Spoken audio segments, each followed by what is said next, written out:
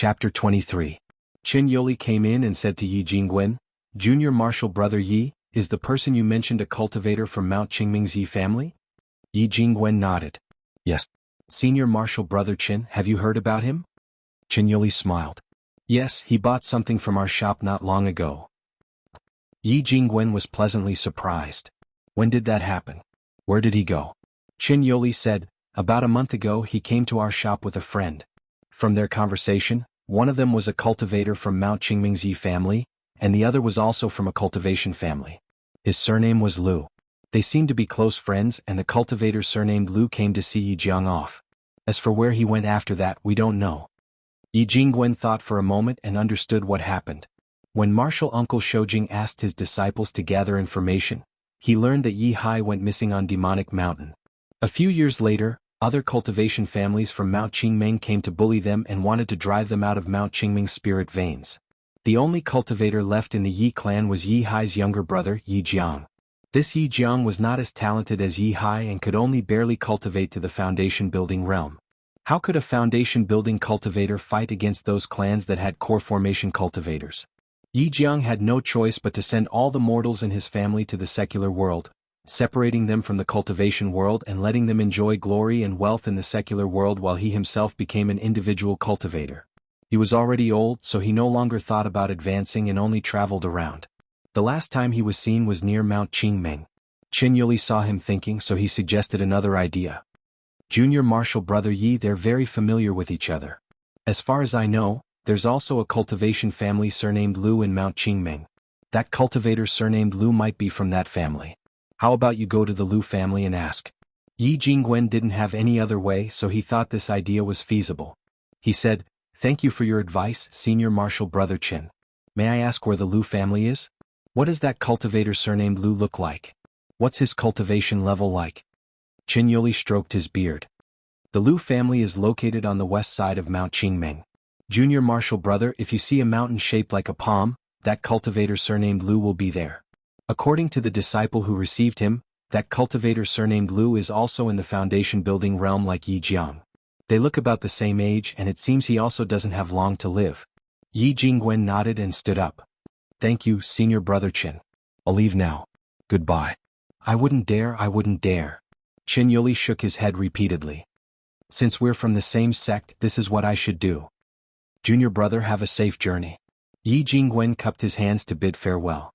He then led Mo Chenga out of the market square, got on his flying sword and continued on their journey. "Big Brother Yi, are we going to Mount Qingming?" "Yeah, go find someone to ask about your uncle. You'll be able to find him soon." Mo Chenga hesitated for a moment before she raised her head and asked, "Big Brother Yi, why must my uncle leave Mount Qingming? Is it because he can't beat others?" Before answering, Yi Jingwen hesitated for a moment, but in the end he told the truth. "You should know that the cultivation world is a world where strength is respected. Spirit veins, cultivation techniques, and natural treasures are all obtained by those who are capable. The spirit vein of Mount Qingming is quite good, so it was divided among the cultivation clans. If you don't have the corresponding ability, you won't be able to enjoy this benefit." "Just like Li Yushan?"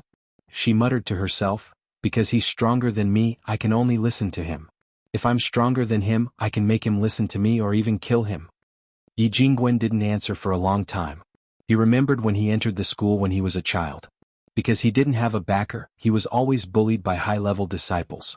Later, he cultivated diligently every day and finally shone brilliantly in the school's minor competition. From then on, he became Master Daoist Qingyuan's disciple. From then on, he was a cut above the others. Those who bullied him in the past sent him gifts to apologize and change their arrogance. He also remembered this little girl's background. Both her parents were dead, and there was no one who loved her in that family in the secular world. Moreover, she had a purine constitution.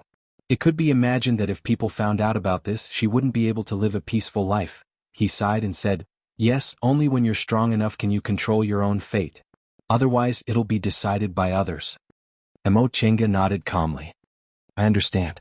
At this moment, a tall mountain appeared under their feet. This mountain was more than 1,000 feet high and had several peaks that pierced the clouds. It was surrounded by spiritual aura, a sea of clouds, and a lush green mountain. It seemed to live up to its name as a celestial mountain. Yi Jingwen circled the mountain on his sword. Sure enough, he saw a mountain on the west side that looked like a giant palm. The top of the mountain was like 5 fingers, and there was a pavilion in the center of the palm. He took a look and flew towards that place. As soon as the two of them landed, they saw an aura refining cultivator coming to greet them. "Greetings, senior." Yi Jingwen uttered an N, then asked, "Are you from Lu clan?" This cultivator was only in the second layer of the aura refining realm, but he seemed to be about 50 years old. Apparently, his aptitude was poor and he had no hope of advancing, so he was specially here to welcome guests. Although this cultivator's cultivation level was low, he was very discerning. When he saw Yi Jingwen's clothes were embroidered with taiji clouds, he immediately recognized him as a disciple of Shenqing school. Moreover, he was already in the foundation building realm at such a young age, so he must be an elite disciple. Thus he was very polite. "Yes. May I know senior's distinguished name and why you've come to visit Lu clan?"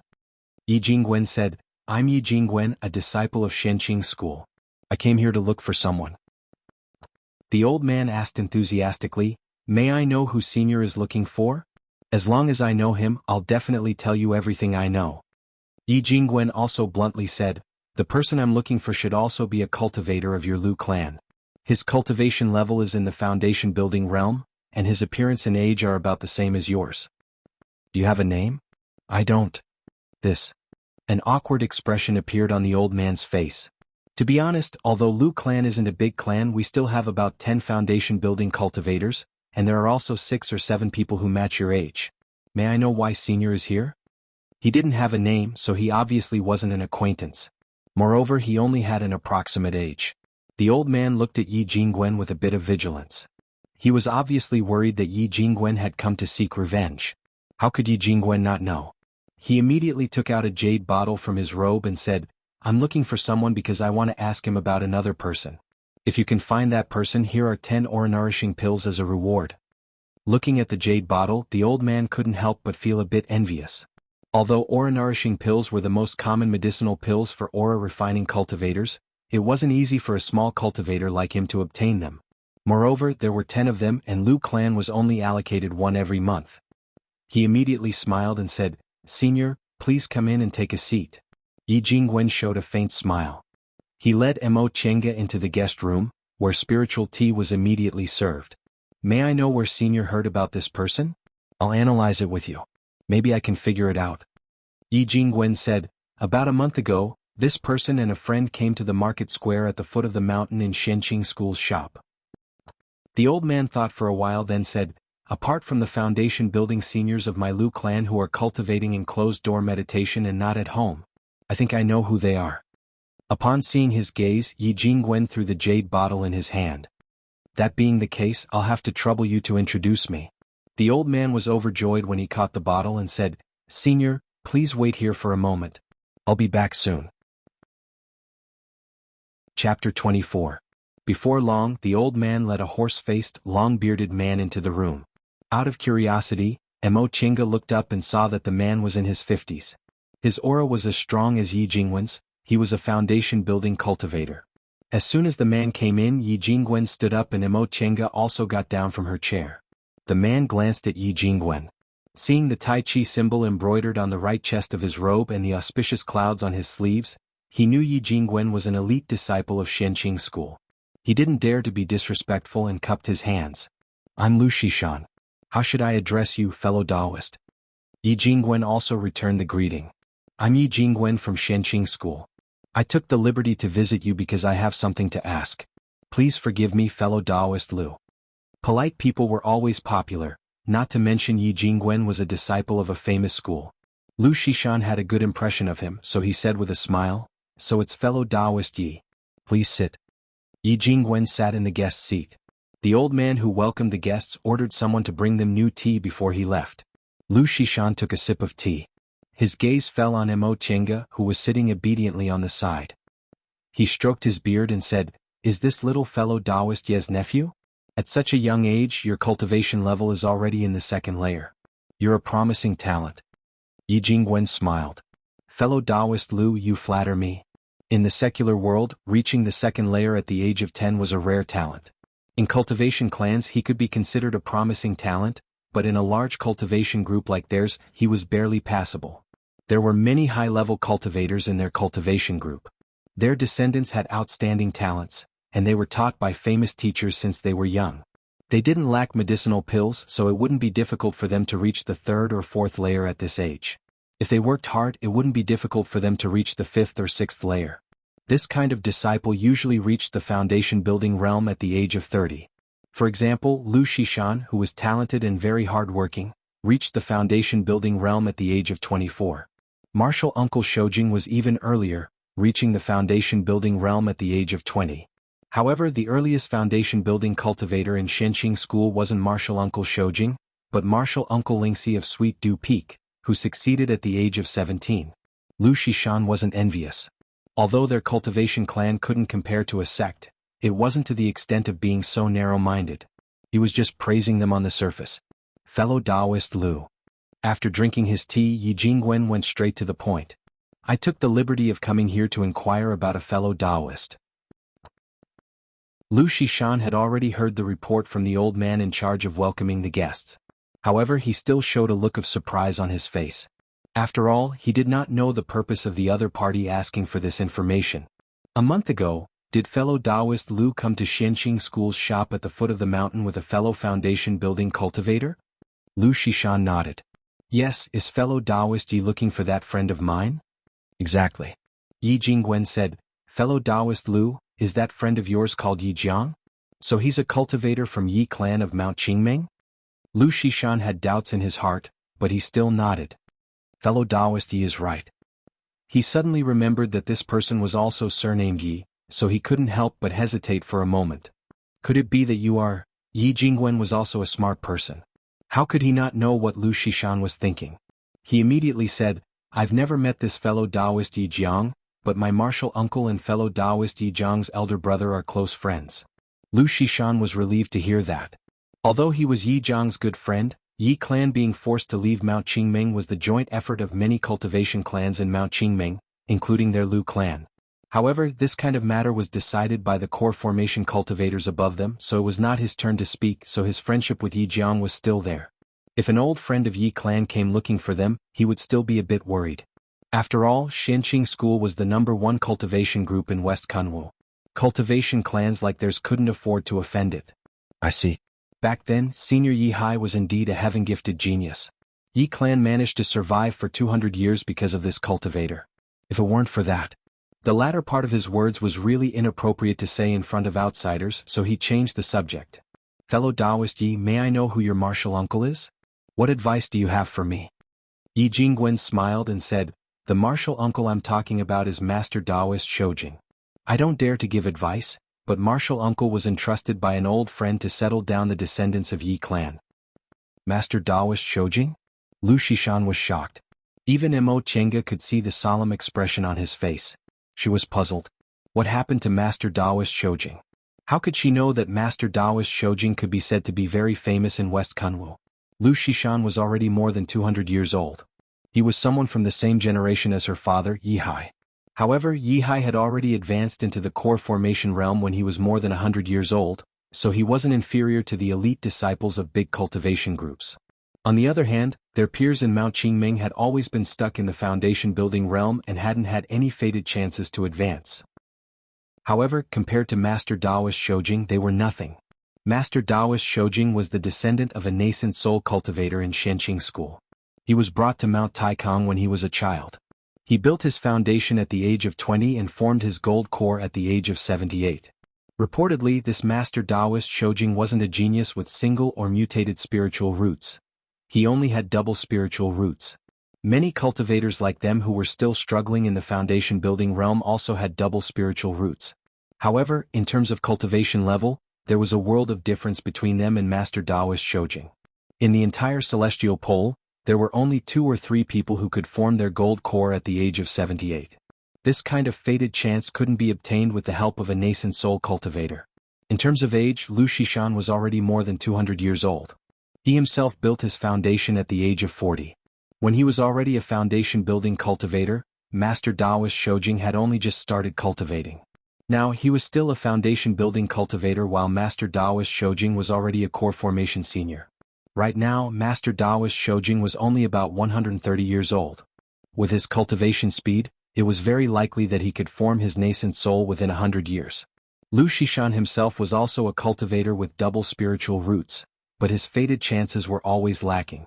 Every time he thought about Master Taoist Shoujing, who had the same aptitude as him, or even Yi Hai, he could only sigh helplessly. So it's Master Taoist Shoujing. A look of respect appeared on Lu Shishan's face. Fellow Taoist Yi, please speak. If I know, I'll definitely tell you everything I know. Seeing that the title of martial uncle was really useful, Yi Jingwen bluntly asked, may I know where fellow Taoist Yi Jiang went and what his plans are? Did he tell fellow Taoist Lu? Lu Shishan said, Yi Jiang already moved all the other members of the Yi clan to the secular world. He only came back to take the last collection of the Yi clan. He said it was difficult to make a realm breakthrough, so he planned to travel around and spend the rest of his life in ease. After we parted ways, he wanted to head east. Yi Jingwen nodded. Thank you, fellow Taoist Lu. Do you have a specific purpose? He's probably in the area around Mount Dongmeng. To the left and right of Mount Qingmeng were Mount Dongmeng and Mount Shimeng. The spirit vein was second. There weren't any cultivation groups there, but there were some cultivation clans who opened up that area and either sold or rented it to individual cultivators. Over time, it became an extremely lively market square. Many cultivators went there to trade and exchange goods, and there were even core formation individual cultivators occasionally. Lu Shishan took something out of his robe and gave it to Yi Jingwen. Before I parted with Yi Jiang, he gave me a sound-transmitting jade talisman. If I'm not too far away, I can use this to send a message to him. Yi Jingwen took the talisman with a happy expression. Thank you. Fellow Taoist Lu helped me a lot. I don't know how I can properly thank you. With this talisman, it would be much easier to find someone in a crowd. Yi Jiang left a wisp of his divine sense on it so it could directly sense his position. Lu Shishan smiled and said, I don't dare to say thank you. Just consider it as making friends with fellow Taoist Yi. Upon hearing what he said, Yi Jingwen's evaluation of Lu Shishan increased by a notch. Thinking about it, it was reasonable. Rather than receiving a gift from him today, it would be better to make friends with him. A Shenqing school disciple might be helpful to him in the future. In that case, I'll take my leave first. Fellow Taoist Lu, will meet again if fate wills it.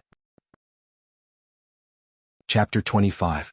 Yi Jingwen took Mo Tiange and flew towards Mount Dongmeng. After running around with Yi Jingwen these past few days, Mo Tiange had already adapted to the feeling of flying in the sky. Now that she was no longer afraid, she became more and more fond of flying in the sky and gradually felt the carefree feeling of cultivating. How could mortals not be envious of immortals? It was just that she had been troubled by her past in the past, and she was young and naive, so she had never thought about it carefully. Now that she learned of her father's death, she left the home she lived in, and she had seen many methods with Yi Jingwen. She was truly interested in cultivating. Yi Jingwen saw that she wasn't playful like other children and had a calm temperament, so he gave her some pointers. Mo Tiange benefited a lot. For example, on the first day she cultivated beside him, Yi Jingwen corrected her posture when she meditated. She didn't have a teacher by her side when she started cultivating, so she had to rely on her instincts to meditate, so her posture couldn't be considered proper. Soon after, Yi Jingwen corrected some of the small problems she had with her cultivation. Once he explained some things to her, Mo Tiange immediately felt a lot clearer. At the same time, she also felt that having a teacher by her side was indeed much better than fumbling around on her own. If she had to fumble around on her own about the things Yi Jingwen told her, it might take her a month or two to understand them thoroughly.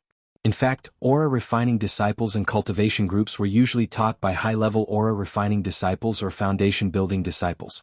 Yi Jingwen often preached to low-level disciples in Shenqing school, so he saw a lot of stupid people with spiritual roots. Seeing that Mo Tiange could understand everything with just a few pointers, he finally realized that being a teacher could also be relaxed. He couldn't help but sigh inwardly. Sure enough, in addition to aptitude, perception was also very important. No wonder martial uncle Xianin always said martial uncle Shoujing had an excellent perception, so her achievements were higher than his even though her spiritual roots were inferior. Apart from her spiritual roots, she had other talents. In just a few days the two of them arrived at Mount Dongmeng. This trip greatly broadened Mo Tiange's horizons. Whether it was the small market square at the foot of Mount Qingmeng or the peaks of Mount Qingmeng, they were all quiet and gave off a feeling of being detached from the secular world. Mount Dongmeng wasn't like this. There were tall decorated archways and several courtyards at the foot of the mountain. There was also a neatly paved bluestone road up the mountain, and there were squares and streets halfway up the mountain. It was obvious this was the real market square of Mount Dongmeng. The two of them looked over from the sky and could vaguely see many caves on the mountain. However, these caves were covered by green trees, and only a little of them could be vaguely seen. Otherwise, a mountain with so many caves would make one's scalp go numb. The two of them landed on the square. This time no one came to receive them. There were simply too many cultivators coming and going on Mount Dongmeng. At present, the street here was much more lively than the market square on Mount Qingming. Even when they saw someone coming down, they didn't even raise their heads to look at him. Mo Chenga looked left and right. Yi Jingwen was still leading her through the streets and alleys. His gaze was focused as if he was quite familiar with this. After walking a few streets, sure enough, they turned into another shop. Just like the shop on Mount Qingming, the shopkeepers were all Shenqing school disciples. However, this shop was a lot bigger, and there were also a lot more shop assistants who were only mortals. These mortals were very perceptive. As soon as they saw them enter, they respectfully stepped forward and greeted the two immortal masters. Mo Chenga was only a child following them, but she didn't fall behind. This obviously showed that this shop assistant was very good at talking. Before Yi Jingwen could say anything, a cultivator wearing Shenqing school disciple uniform came over and respectfully saluted them. He said, "Martial Uncle Yi, why are you here?" Unexpectedly they knew each other. Seeing a cultivator coming to receive them, the mortal shop assistant retreated. Yi Jingwen answered, "I'm here on Martial Uncle Shoujing's order." "Where's Senior Martial Brother Zheng?" The disciple answered, "There's a business today. Martial Uncle Zheng personally went to discuss it." Yi Jingwen frowned slightly and muttered, "What business needs Senior Martial Brother Zheng to personally go?" He didn't have to answer. After all, he wasn't a disciple sent here, so he couldn't manage their business. However, thinking that this business wasn't important, the disciple answered, "Martial Uncle doesn't know. It's a cultivation clan that's on the verge of extinction. Martial Uncle Zheng heard that many core formation cultivators came from that clan's ancestors, so they must have good things, so he personally went to discuss it." "Oh, I see." Yi Jingwen wasn't interested in this and asked directly, "Then have you ever seen a person who looks like he's about 50 years old, has a foundation building cultivation level, and his surname is Yi?" The disciple pondered for a long time but eventually shook his head. "Martial Uncle Yi, the characteristics you described are too general. There are many people who look like they're in the foundation building realm. Besides, if they're not important guests, we don't know their surnames." Yi Jingwen also understood this principle. 7 or 8 out of 10 people who were stuck in the foundation building realm were of this age. This was probably because cultivators' appearances changed along with their age. People in their 50s were quite old. If they could make a realm breakthrough, they usually would have done so at this age. Therefore, most people who couldn't make a realm breakthrough were of this age. Yi Jingwen didn't make things difficult for him. He nodded and said, "Then you can go.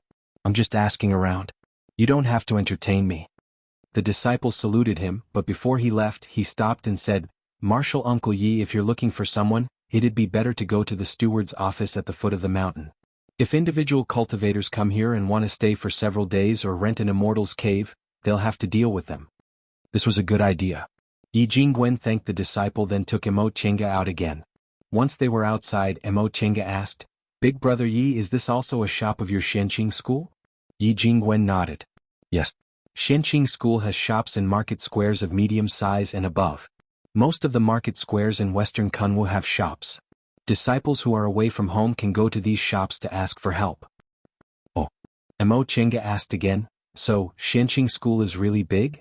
Yi Jingwen smiled and said, "Among the 7 great cultivation groups in the Celestial Pole, Tiandao sect is the biggest cultivation group, but Shenqing school isn't bad either. Tiandao sect has 7,000 to 8,000 disciples, and Shenqing school also has 6,000 disciples. They have 7 nascent soul grandmasters while we have 5. Among the other great cultivation groups, only Gujian sect is comparable to us. However, it's harder for sword cultivators to make realm breakthroughs. In terms of nascent soul grandmasters, they're inferior to us." Mo Chenga was puzzled. Why is it harder for sword cultivators to make realm breakthroughs? Yi Jingwen said, "Sword cultivators specialize in sword cultivation all their lives, and they spend their whole lives studying sword techniques and killing techniques. Therefore, their fighting power is slightly stronger than cultivators like us who mainly cultivate Dao laws. However, it's also because of this that they don't have time to practice cultivation techniques that focus on temperament. Most of their primordial spirits are weaker than ours, so realm breakthroughs are slower. Gujin sect doesn't have fewer disciples than us, but they have 1/5 fewer core formation and nascent soul cultivators than us. He then added, in fact, the cultivation technique I practice is also a sword cultivator, but I'm not a pure sword cultivator, so realm breakthroughs are a bit easier than theirs. Mo Chenga didn't really understand what he said, but she slowly pondered over it. She then followed Yi Jingwen down the mountain and went straight to the heavily guarded courtyards at the foot of the mountain. Chapter 26. In the courtyard at the foot of Mount Dongmeng, Mo Chenga saw Yi Jingwen take out a bag from his robe and throw something out. Immediately, more than a dozen sparkling and translucent jades of different colors appeared on the table. The cultivator in the courtyard became even more attentive. Originally, he clearly said he couldn't disclose information about the tenants, but now he immediately said, "Senior, there was indeed such a cultivator who came to rent an immortal's cave not long ago. Please wait patiently. I'll go check it out." Yi Jingwen just nodded without saying anything. The cultivator flicked his sleeve and all the jades on the table disappeared. He then asked the two of them to wait for a moment before he hurried into the inner room. Mo Chenga asked in confusion, "Big brother Yi, what was that? Why did he agree after you gave it to him?" Yi Jingwen said, "Did you see spiritual aura on it?" Mo Chenga nodded. She didn't think it was strange because everything she saw with Yi Jingwen these days had spiritual aura. How could things in the cultivation world not have spiritual aura? Yi Jingwen said, "This is a spirit stone. Spirit stones store spiritual aura and can be used to replenish spiritual aura in battle. They can also be used to lay formations and cultivate. They're indispensable, so we cultivators treat them like gold and silver." Mo Chenga read about them in books, but she never knew what spirit stones looked like. It turned out they were similar to ordinary jades except they contained spiritual aura. Before long, the cultivator came out of the inner room and said very politely to Yi Jingwen, "Senior, an individual cultivator named Yi Jiang did come here a month ago and rented an immortal's cave for 3 months. Where?" The cultivator said, "Senior, go to the square halfway up the mountain and take the path on the left. That immortal's cave is numbered 189. You can just look for it according to the number plate." Yi Jingwen nodded and said, "Thank you," then he took Mo Chenga out of the door. People who rented immortals' caves like them had a queue number like inns, so it was easy to leave with a number. Following the cultivator's directions, the two of them found the immortal's cave after searching for a while. This immortal's cave was a bit far from the square, and the spiritual aura was also quite ordinary. Obviously, Yi Jiang didn't plan to live here for a long time, or he didn't have anything valuable on him. "Is anyone here?" Yi Jingwen shouted, but there was no reply for a long time. He pondered for a moment before he took out the summoning talisman Lu Shishan had given him from his bosom. He poured some spiritual energy into it, but he discovered that the jade talisman was still dim and without any light. Yi Jingwen knew that Yi Jiang wasn't here. Mo Chenga asked, "Big brother Yi, what happened?" Yi Jingwen said, "Your uncle isn't here. He's probably quite a distance away from here. That's why the messaging jade talisman can't sense him and can't be sent out." Oh. Mo Chenga couldn't say she was disappointed. In fact, she was a bit nervous. She had never met her father, and her mother had passed away when she was 7 years old. None of her other relatives loved her. She was a little afraid that this uncle did not like her either. Although Yi Jingwen noticed her nervousness, he didn't take it seriously. It was normal for a family member who had never met to depend on each other in the future to be nervous. Unable to find him, the two of them could only turn back. However, now that he knew where he was staying, it would be easier to find him in the future. Before leaving, Yi Jingwen took out an ordinary summoning talisman and left a message at the entrance of the cave. He planned to stay at Xianqing School's shop for a day and come back tomorrow to take a look. On their way back, Yi Jingwen said, "Don't worry. Since we've found the cave, we'll be able to see your uncle soon." In fact, Mo Chenga wasn't worried at all. She still hadn't figured out how to face her new and future-only elder. When they entered the shop, the aura-refining cultivator who gave Yi Jingwen the idea immediately came over. He saluted and asked, "Martial Uncle Yi, did you find him?" Yi Jingwen shook his head.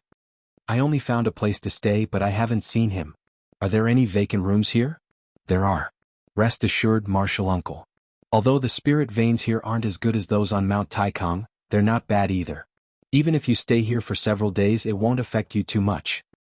And take me to rest for a while first. If Senior Martial Brother Zheng comes back, tell him." "Yes." Just as the cultivator was about to lead the two of them inside, they heard a voice coming from the door. "Brother Yi, please. Yi Jingwen turned around and saw the shopkeeper, Zheng Xian, and another thin old man. This person had grizzled hair and a deep frown on his face. He was also in the foundation building realm. Brother Yi? Before he could think too much, Zheng Xian had already seen him. A pleasantly surprised expression appeared on his face. Junior Martial Brother Yi, why did you come? Zheng Xian happened to be a disciple of Clear Spring Peak and was acquainted with Yi Jingwen. Yi Jingwen also smiled. Senior Martial Brother Zheng, you're finally back.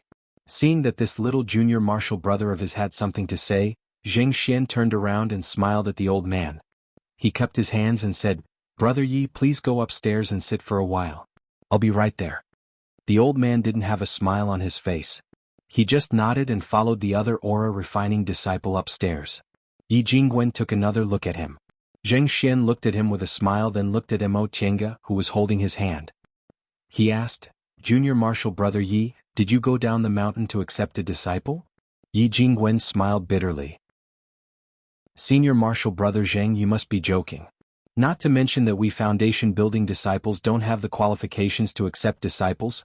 I already have a headache dealing with that group of kids in Clear Spring Peak. Why would I want to accept disciples? I came under Martial Uncle Shoujing's order to find someone. I wonder if Senior Martial Brother has heard of this person? Zheng Xian was also a disciple of Clear Spring Peak, so he was more concerned about his martial uncle's matters. He immediately asked, Who is it? It's an individual cultivator in the foundation building realm. He's about the same age as Senior Martial Brother. His name is Yi Jiang. Right after he finished speaking, Zheng Xian's expression became extremely surprised.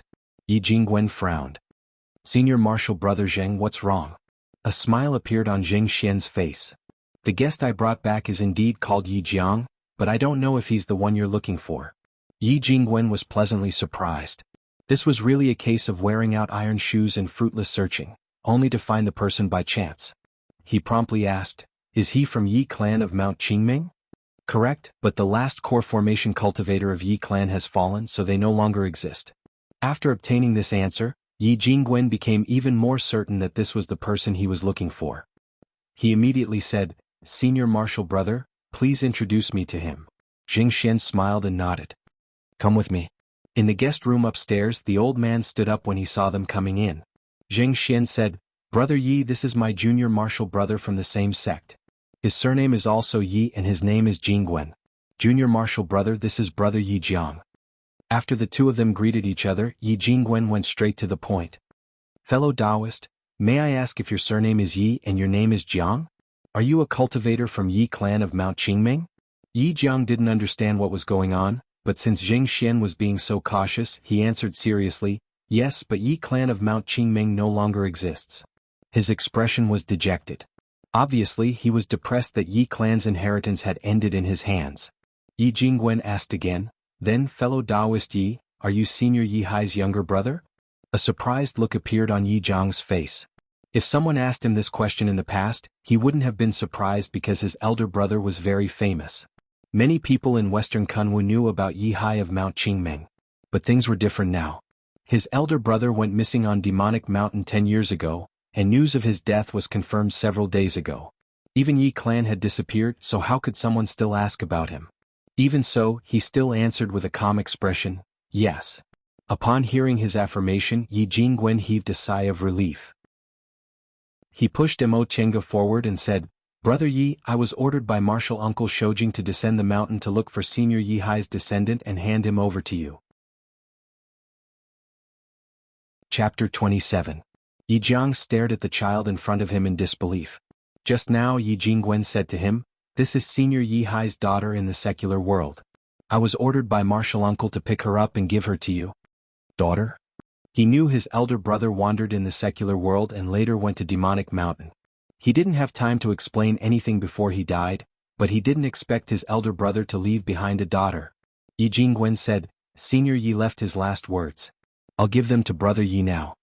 Yi Jiang hastily took the jade slip and inserted his divine sense into it. Green smoke rose in front of him and turned into a middle-aged scholar. He looked at him and said, Second brother, it seems big brother can't escape this disaster, so I have to tell you some things. On this trip to Demonic Mountain, Master Taoist Shoujing of Shenqing School and I became companions. After I'm done, I'll use my remaining power to help him escape and bring these words to you. To make a long story short, first after I die, Yi clan probably won't be able to stand on Mount Qingming. Move out of Mount Qingming and focus on preserving your bloodline. When a core formation cultivator appears in the clan, you can take back the spirit vein. Second, use the clan's books and records as much as you can. If you don't have a successor when you die, leave the cultivation technique books and records in the clan. Third, a few years before I went to Demonic Mountain, I actually married a wife and gave birth to a daughter in the secular world. Although that woman was a mortal, she had a purine body. After thinking for a long time, I decided to have children with her. If my daughter happens to inherit her purine body and spiritual roots, she'll be the hope of Yi clan.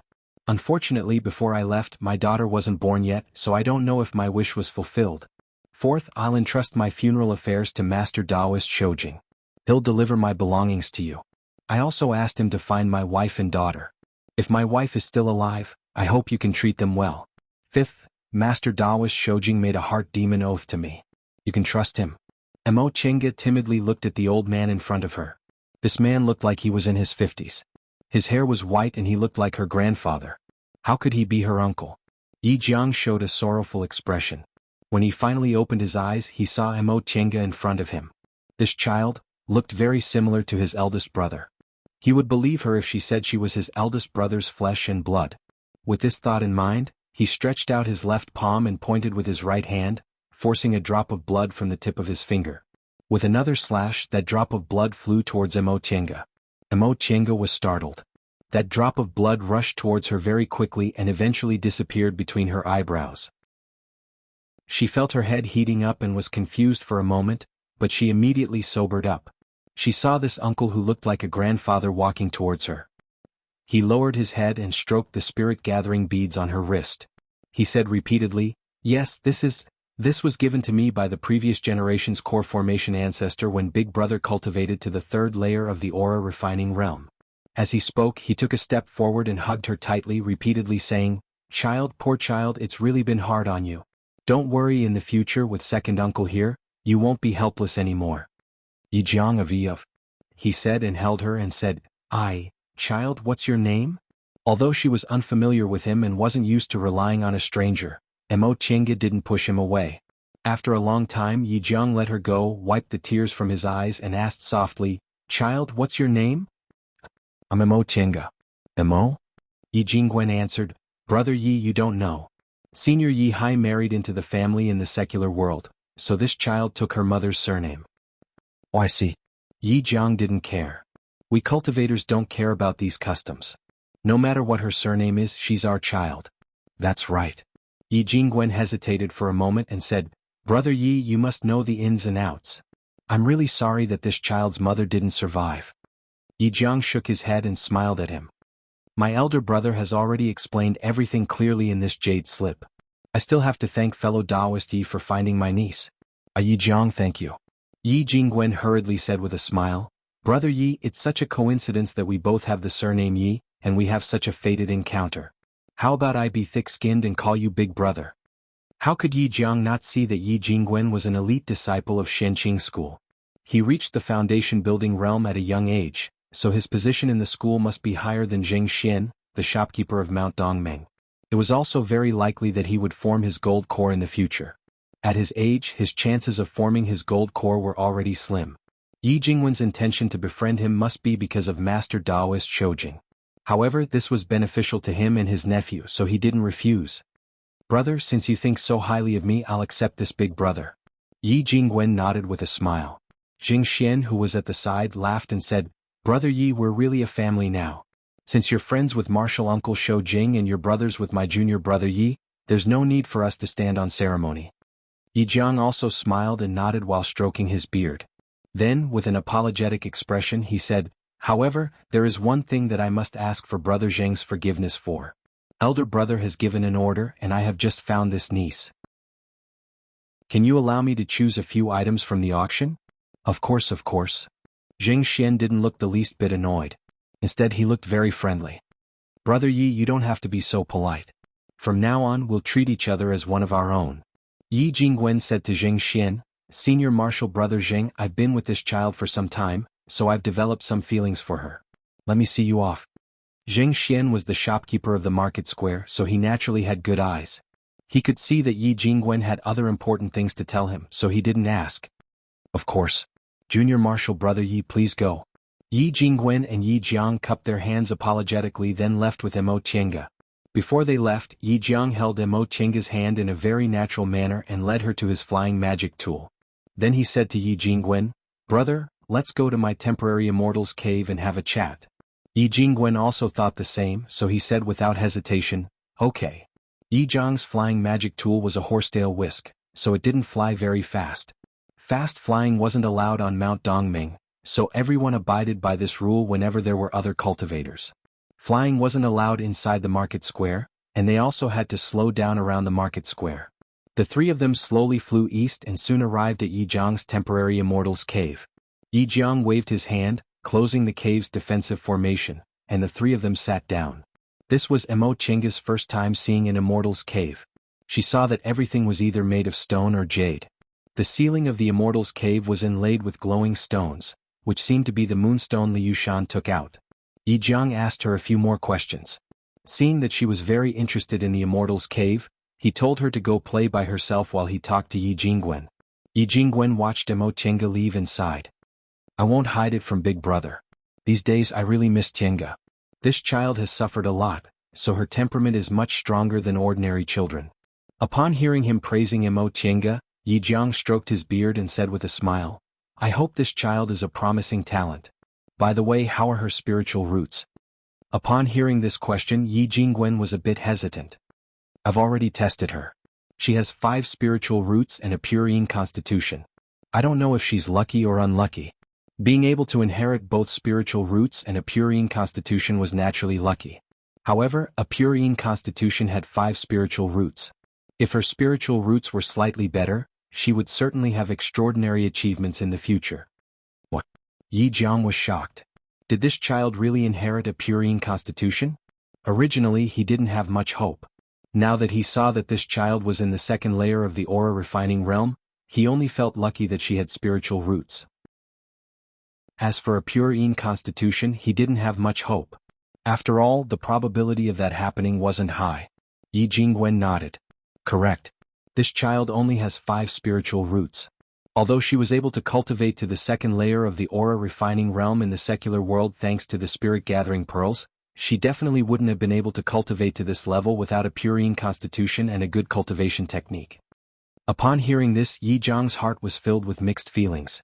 He didn't know whether he should be happy or worried. A purine constitution was a good constitution for cultivation. Unfortunately, this child also had 5 spiritual roots. If she couldn't cultivate, this constitution would cause her to get into trouble. If someone found out about it, Yi Jingwen observed Yi Jiang's expression. Seeing Yi Jiang's gloomy expression, he guessed what he was thinking. He immediately smiled and said, "Big brother, rest assured. Martial Uncle Shoujing gave her a spirit-concealing pendant. As long as she doesn't leave her side, no one will find out." Yi Jiang was a bit surprised, but he soon felt relieved. This was what he was most worried about. Yi Jingwen took out a bag from his robe and handed it to Yi Jiang. He said, "Big brother, this is what your brother left behind. The cultivation technique inside is Yi Clan's secret codex. There are also medicinal pills, spirit stones and so on. Presumably, the two of you won't be lacking for the time being." Yi Jiang took the bag and said with a grateful expression, "Thank you. When a cultivator passed away, their belongings would be divided among the living. Presumably, Master Taoist Shoujing owed them a huge favor, so he sent these things back. Otherwise, no one would say anything even if he took them away." In the end, Yi Jingwen said, "Big brother, Martial Uncle Shoujing asked me to ask you, are you willing to join Shenqing school?" This. Yi Jiang didn't expect Master Taoist Shoujing to say this. Normally, Master Taoist Shoujing should have already repaid his debt of gratitude by doing these things, but he actually invited them to join Shenqing school. This was really beyond Yi Jiang's expectations. Yi Jingwen smiled and stood up. "Big brother, think about it carefully. I won't disturb you two uncle and nephew's chat any longer. If you've made a decision, please come to the shop and let me know so I can go back and report." Yi Jiang hastily stood up to see them off. "Yes, I'll think about it carefully. If I've made a decision, I'll tell brother." Chapter 28. Mo Tiange was a bit afraid of this second uncle she'd never seen before. Not only did she not address him, but she also had a guarded expression on her face. But Yi Jiang didn't care. He was already old.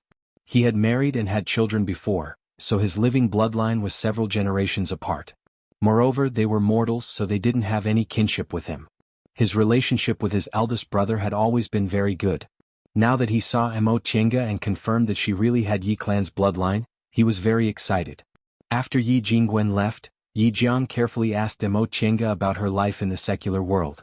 Then he excitedly taught her some things about cultivation and gave her a lot of strange things.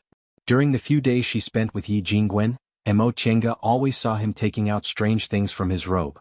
Sometimes he even took out flying swords and the like, but she couldn't tell what they were. Yi Jingwen said he actually kept a Chengquan bag in his robe and all the things he took out came from it. This made her extremely envious. Now, second uncle had given her one. This Chengquan bag looked like a leather bag. It had a brownish-yellow fur and was smooth to the touch. She didn't know what it was made of, but the opening was snow-white and looked very delicate. Mo Tiange followed second uncle's instructions and inserted a bit of spiritual aura into the bag. Sure enough, her hand smoothly reached into the bag. It was empty, but it had a lot of space.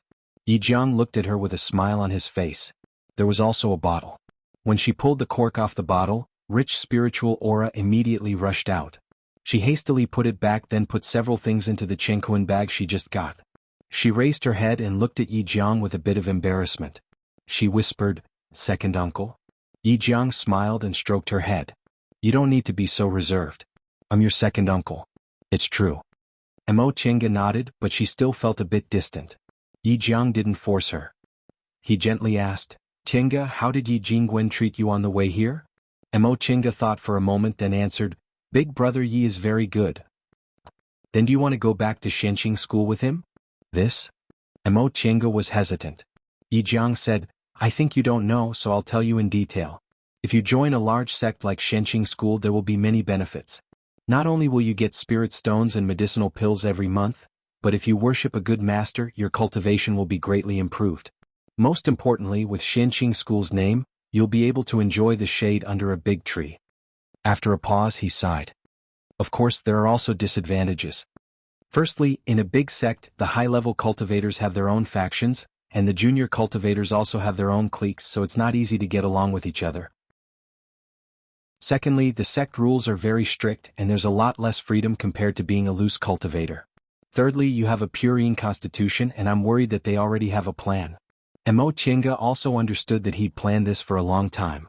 Just like the ancestor who passed her cultivation technique to her, when she was ignorant, her future was already decided by others.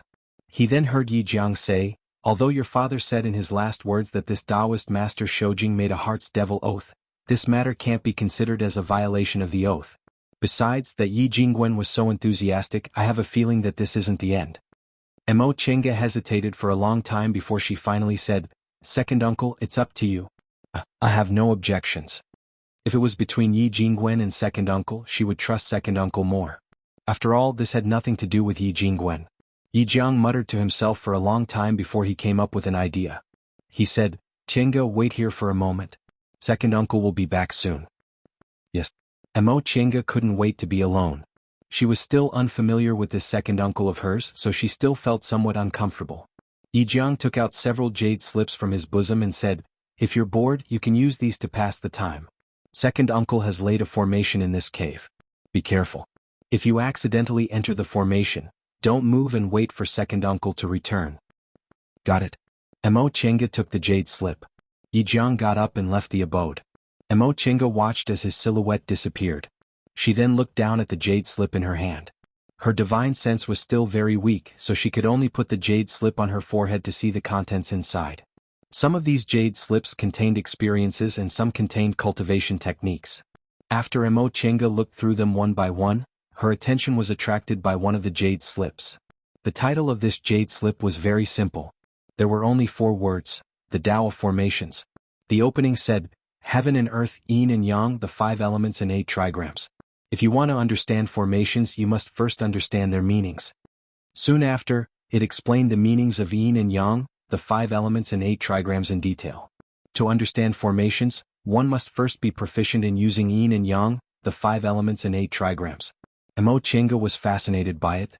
Although Taoist cultivation techniques were mostly interlinked and the art of Sunu she cultivated also had discussions about yin and yang, the 5 elements and 8 trigrams, it wasn't as deep as this one. Moreover, the several simple formations listed at the end made her sigh with amazement. After an unknown amount of time, the door of the cave suddenly opened. Yi Jiang walked in with a gloomy expression. Mo Chinga looked up, but before she could greet him, Yi Jiang had already pulled her up. Chinga, let's go. She was stunned. Second uncle, what's wrong? Yi Jiang sneered. Fortunately, I was careful and secretly listened to what they were talking about. That Zheng Xian asked Yi Jingwen what was going on. Although Yi Jingwen didn't say it, he was sure it was Master Taoist Shoujing who wanted you to join Xianqing school. They obviously have a plot against you. Mo Chinga was speechless upon hearing what he said. Yi Jingwen has been taking good care of me all this time. Could it be that he also harbors evil intentions? Yi Jiang said, Chinga, quickly pack your things. We'll leave immediately. She originally didn't have anything to pack, so she just asked, Second uncle, where are we going? Yi Jiang paused for a moment then sighed. Kunwu is so big. We'll just go to the east. I don't think they'll be able to find us in a short time. But it's hard on you. You're still so young, yet you have to follow second uncle to wander around. Mo Chinga shook her head. She naturally knew that if it wasn't for her, second uncle wouldn't have anything to plot against. It was only because of her that he was forced to leave. Thinking up to this point, she felt closer to this second uncle of hers. In the end, he was her relative. Others didn't take her seriously, but second uncle was still considerate of her. The uncle and nephew duo quickly packed their things. Yi Jiang also removed the formation he laid at the entrance of the cave. He didn't even refund the extra rent. The two of them quietly left Mount Dongmeng. Mo Chenga watched the cultivators coming and going on Mount Dongmeng under her feet. She clenched her fists then left with second uncle. Perhaps it was because of their innate bloodline connection, but she was more willing to believe in second uncle. She had never hated herself as much as she did now. If it wasn't because of this physique, they wouldn't have had to flee in such a hurry. Second uncle could have joined Xianqing school and cultivated diligently. Perhaps he would have even had a chance of forming his gold core. But now, second uncle had become an individual cultivator and had to take her away from West Kunwu. Perhaps he wouldn't be able to make a realm breakthrough for the rest of his life. Mo Chenga secretly vowed that one day she would build her foundation, form her gold core, and even form her nascent soul like her ancestors. That way she wouldn't need anyone to sacrifice themselves for her and she wouldn't have to be afraid of other people coveting her. This was the true meaning of cultivation for her. Chapter 29. At the southern end of the celestial pole, there was a mountain range known as Kunwu. Kunwu stretched for thousands of miles and was surrounded by endless mountain ranges. Since ancient times, no one had been able to pass through it. Mortals not far from the mountain range could occasionally see dense purple clouds and colorful flashing lights in the mountains. If they went into the mountains to search, they would get lost in the clouds and could only turn back to find the way out. Gradually, people learned that this mountain was an immortal mountain that only immortals could enter. Those immortals came and went with the clouds and mist, looking like immortals. They could call the wind and summon the rain. If they found people with spiritual roots in the mortal world, they would bring them back to the immortal mountain to cultivate. People in the mortal world all hoped to enter the immortal mountain and refine their immortal bones. Unfortunately, spiritual roots were hard to find. Most people had only heard about immortals in legends. Squatting at a roadside stall in the market, a young boy with a childish face was holding a secular book and reading it with great interest. Sometimes he smiled, sometimes he frowned, and when he saw something interesting he would laugh out loud, not caring about the looks of others. Fortunately, this was the Immortal Cultivation Market Square under the jurisdiction of Mount Yunwu, a cultivation sect. People coming and going were either cultivators or mortals who were used to such things. If this was in the secular world, this kind of behavior would have already attracted the attention of many people. Xiaotian, what book are you reading? Are mortal books this interesting? A middle-aged Taoist at the stall next to him looked at him with a smile and asked while stroking his beard. The teenager called Xiaotian raised his head and said, Uncle Huang, this book isn't interesting at all. I just thought it was interesting that those mortals look at us cultivators like this. The teenager put down the book and said, This book is about an immortal who eliminates evil and helps the weak in the mortal world, robbing the rich to help the poor.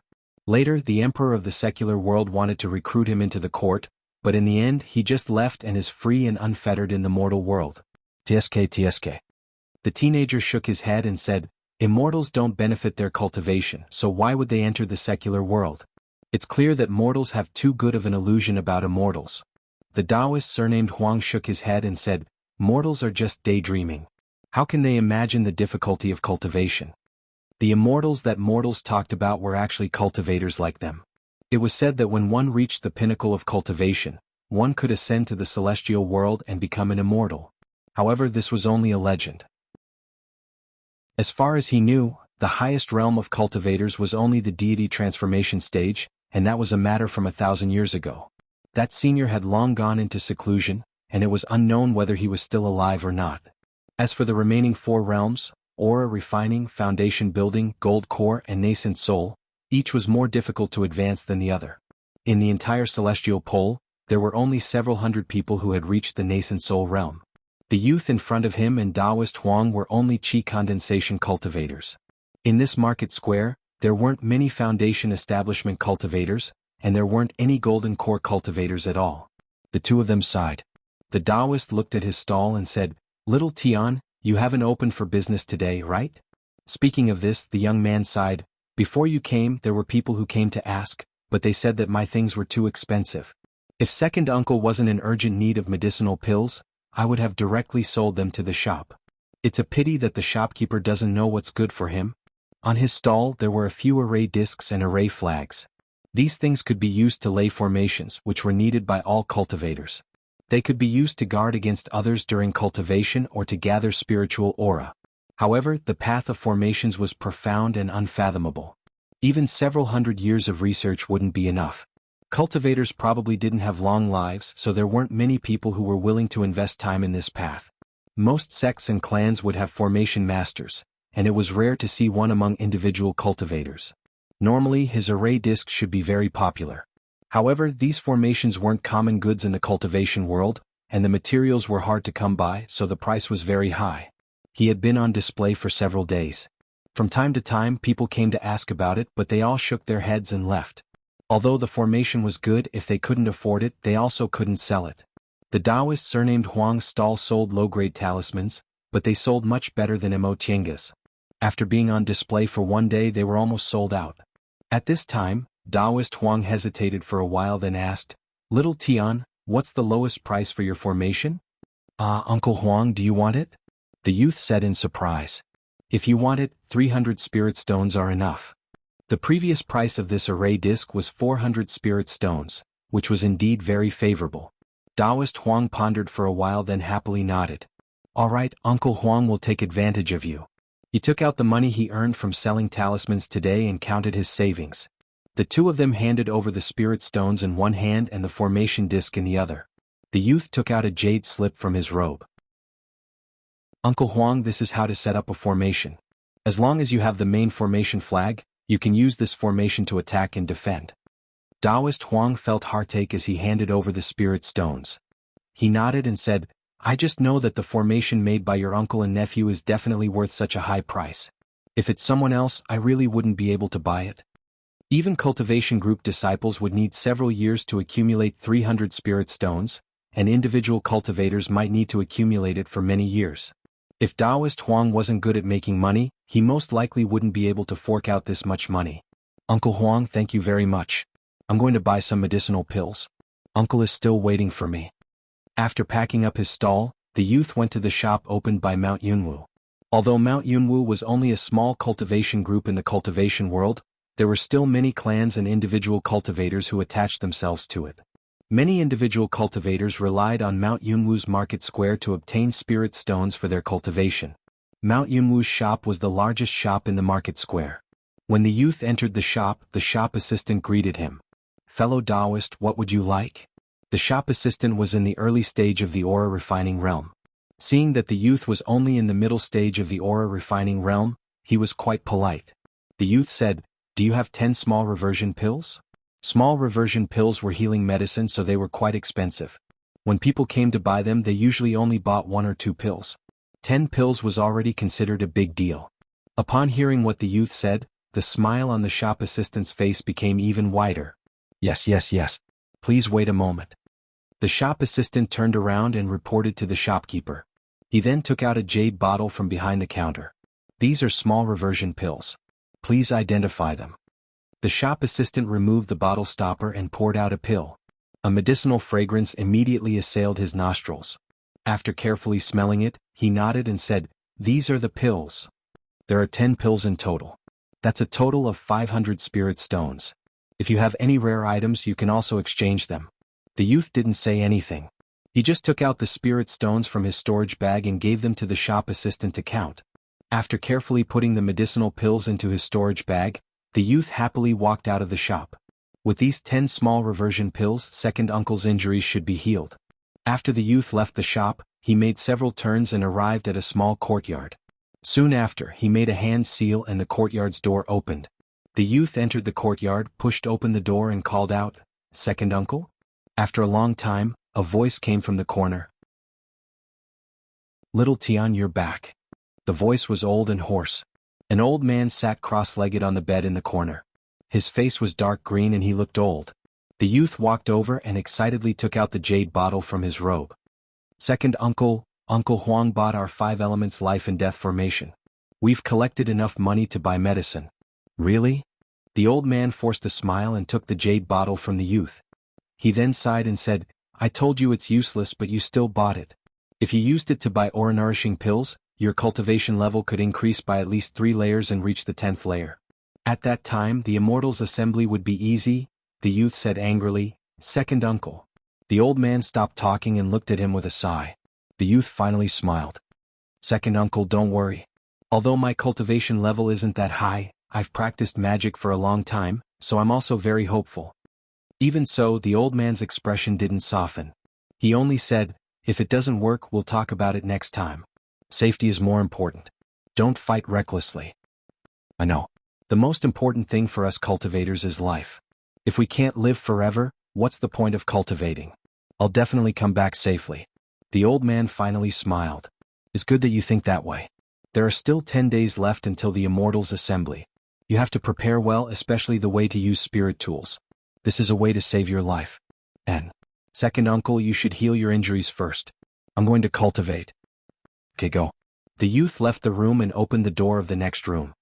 He fetched some water to wash his face and untied his hair to comb it again. A beautiful and bright face was reflected in the mirror. But in the next moment he tied the hairband again and turned back into a young man. Yi Xiaotian was her current name. The name Imo Chenga shouldn't appear before she formed her gold core. This was second uncle's decision when he left Mount Dongmeng. In the past 7 years she followed second uncle to wander all over East Kunwu. They picked medicinal plants, opened a shop and caught beasts. Second uncle's accident happened to the shop when he couldn't keep it open anymore, so he had to catch demonic beasts to make money. In the beginning, Yi clan had a lot of treasures, and Master Taoist Shoujing also returned her father's belongings, so they were quite rich. But the path of cultivation consumed too much, not to mention their spiritual roots weren't good. Second uncle had 4 spiritual roots. He was able to build his foundation thanks to the medicinal pills his father gave him. Imo Chenga, on the other hand, had 5 spiritual roots. Although she had a good cultivation technique, every step she took was difficult. She was able to cultivate to the 7th layer of the aura refining realm in 7 years because of the medicinal pills second uncle gave her. In the past few years, they used up all their spirit stones for cultivation, so they had to think of ways to make more money. Originally, they only went to pick spiritual plants to exchange for medicinal pills, but they found that they couldn't afford to cultivate. Therefore, they used all their savings to open a shop in a small market square. Because the cultivation clan that managed the market square bullied them, they didn't make much money, so they had to close the shop and look for another place. Finally, second uncle found that catching demonic beasts was very profitable, so he teamed up with other cultivators to hunt beasts in the depths of the mountain in the south. One time, they accidentally encountered a 5th-rank lightning beast, which was equivalent to a core formation cultivator. Of the 5 of them, 1 died and 4 were injured. Second uncle was injured, so his situation became even more difficult. Not only could he no longer use medicinal pills to cultivate, but he also had to treat second uncle's injuries. Fortunately, Yi clan originally had a deep understanding of formations. Although their spiritual roots weren't good, they were very talented in formations. Uncle and nephew studied formations every day. When Imo Chenga had free time, she would set up a small stall and sell them in exchange for medicinal pills and so on. Second uncle always said that if she continued like this, she wouldn't be able to build her foundation. Therefore, a year ago they came to Mount Yunwu with the intention of entering Yunwu's sect through the Immortals Assembly. In this way the sect would have its own benefits and she would be able to relax a lot. The so-called Immortals Assembly was a method for individual cultivators like them to join a cultivation group. Most individual cultivators didn't have good spiritual roots, and these cultivation groups only accepted disciples with at least 3 spiritual roots. Only cultivators from cultivation clans that had a good relationship with the cultivation group could join with 4 spiritual roots. Individual cultivators like them obviously couldn't do that. However, even if their spiritual roots weren't good, there were always some people who got lucky and made rapid progress in their cultivation. The purpose of this Immortals Assembly was to select these cultivators with potential to join a cultivation group. As for the method of selection, it was simply a competition in the ring. Once they went on the ring, life and death didn't matter. Although most cultivation groups had core formation cultivators to keep watch, they couldn't guarantee that there would be no casualties. Sometimes the fights were fierce and there were even tragedies where both sides perished together. Mo Chenga naturally didn't want to learn from them and risk her life. Although she followed second uncle all these years as a vagrant, it broadened her horizons. Second uncle also treated her very well, and the two of them depended on each other for survival. She also walked out of the shadow of her childhood, and her temperament became a lot more cheerful. She firmly remembered what second uncle said. The goal of cultivation was to live a long life, and life was the most important thing. Besides, she didn't think her life would be over if she couldn't enter a cultivation group. Second uncle said that her father also built his foundation and formed his gold core on his own. It was because of him that Yi clan was able to survive on Mount Qingming for another 200 years. Since her father could do it, she could also do it. Having made up her mind, she sat on the bed and began today's cultivation. Chapter 30. Mo Chenga finished running her great circulatory cycle and withdrew her spiritual aura. She then opened her eyes, preparing to practice spells. Ever since she entered the middle stage of the aura refining realm, she didn't only practice the art of Sunu. Second uncle said that although this technique was brilliant, it didn't have a way to deal with enemies in the early stage. Moreover, it was easy for people to see through it. Cultivators from big cultivation groups didn't care, but individual cultivators like her had to fight from time to time, so it was better for her to learn some practical spells. After her realm stabilized, second uncle gave her the Greenwood incantation. This incantation was part of the Yi clan's collection. Ordinary disciples with wood spirit roots all practiced this incantation. Firstly, this incantation could be practiced until the core formation realm, which was enough for ordinary cultivators. Secondly, this incantation was exceptionally powerful in fights of magical power.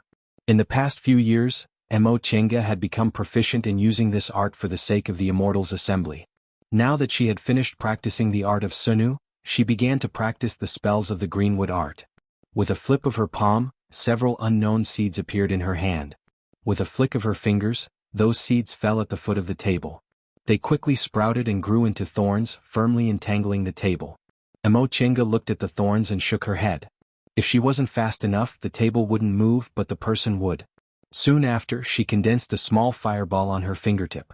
She threw the fireball at the thorns, quickly burning them to ashes, but the table's legs weren't damaged at all. This was the result of her 2 years of practice.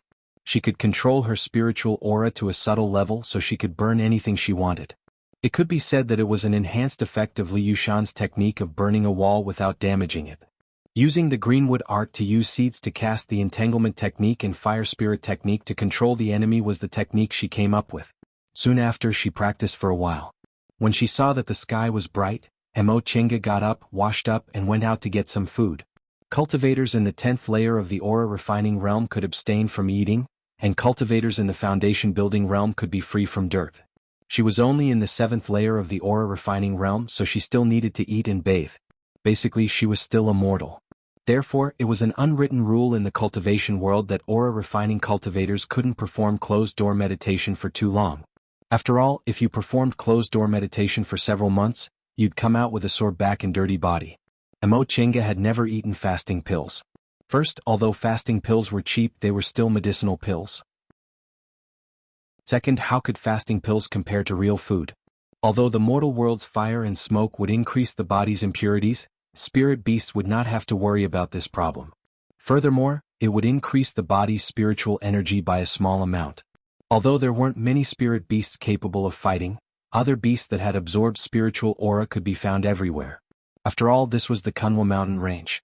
He walked out of the door and headed towards the dense forest behind the market.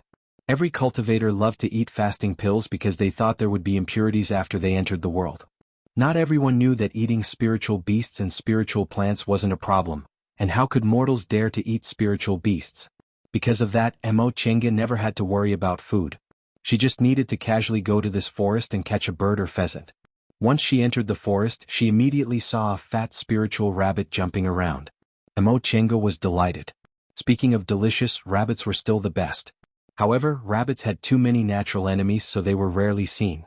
Mo Chenga threw a seed, which immediately turned into an entanglement technique and firmly bound the rabbit. The rabbit panicked, but Mo Chenga waved her hand. A wind blade flew past and the rabbit fell to the ground. She walked over, picked up the rabbit and threw it into her Chenkuan bag. She was afraid she wouldn't be able to kill it if she caught it, so she always killed it first before picking it up. Second uncle always said she wasn't ruthless enough. The cultivation world was full of dangers. Merely advancing to the inner demon couldn't stop some people from doing bad things. After all, inner demons would only appear when one advanced to the core formation realm. There were hundreds of thousands of cultivators in the celestial pole, but there were only a few thousand core formation cultivators. What happened to Li Yushan when she was a child and later when she was forced to leave Mount Dongmeng made her realize that she must have great strength and be unafraid of blood. In order to protect herself, she even had to kill the other party first, just like Yi Jingwen. When he realized Li Yushan had bad intentions, he directly killed him without so much as a frown. However, even though she knew this, she still wasn't used to it. Perhaps only after experiencing blood could she slowly get used to killing. After catching a rabbit, she picked some wild vegetables and weeds in the forest. Just as she was about to stand up and go back, she suddenly sensed two breaths approaching her, causing her to stop. There were two sets of footsteps, which meant there were two people. This place only had some common beasts and plants with spiritual aura. Normally, no one would come here, so why were there two people coming here all of a sudden? Unable to suppress her curiosity, she curbed her breath and crouched behind a shrub, peeking through the gaps between the leaves and grass. Sure enough, there were two people. She saw two pairs of feet. One was wearing black boots while the other was wearing embroidered shoes. Apparently they were a man and a woman. The man's footsteps stopped first. He then said softly, "Little Sister Lien, there should be no one here." The woman didn't answer. Mo Chenga moved slightly and finally saw the whole picture. She saw a young cultivator, a man and a woman, looking at each other with eyes full of tenderness.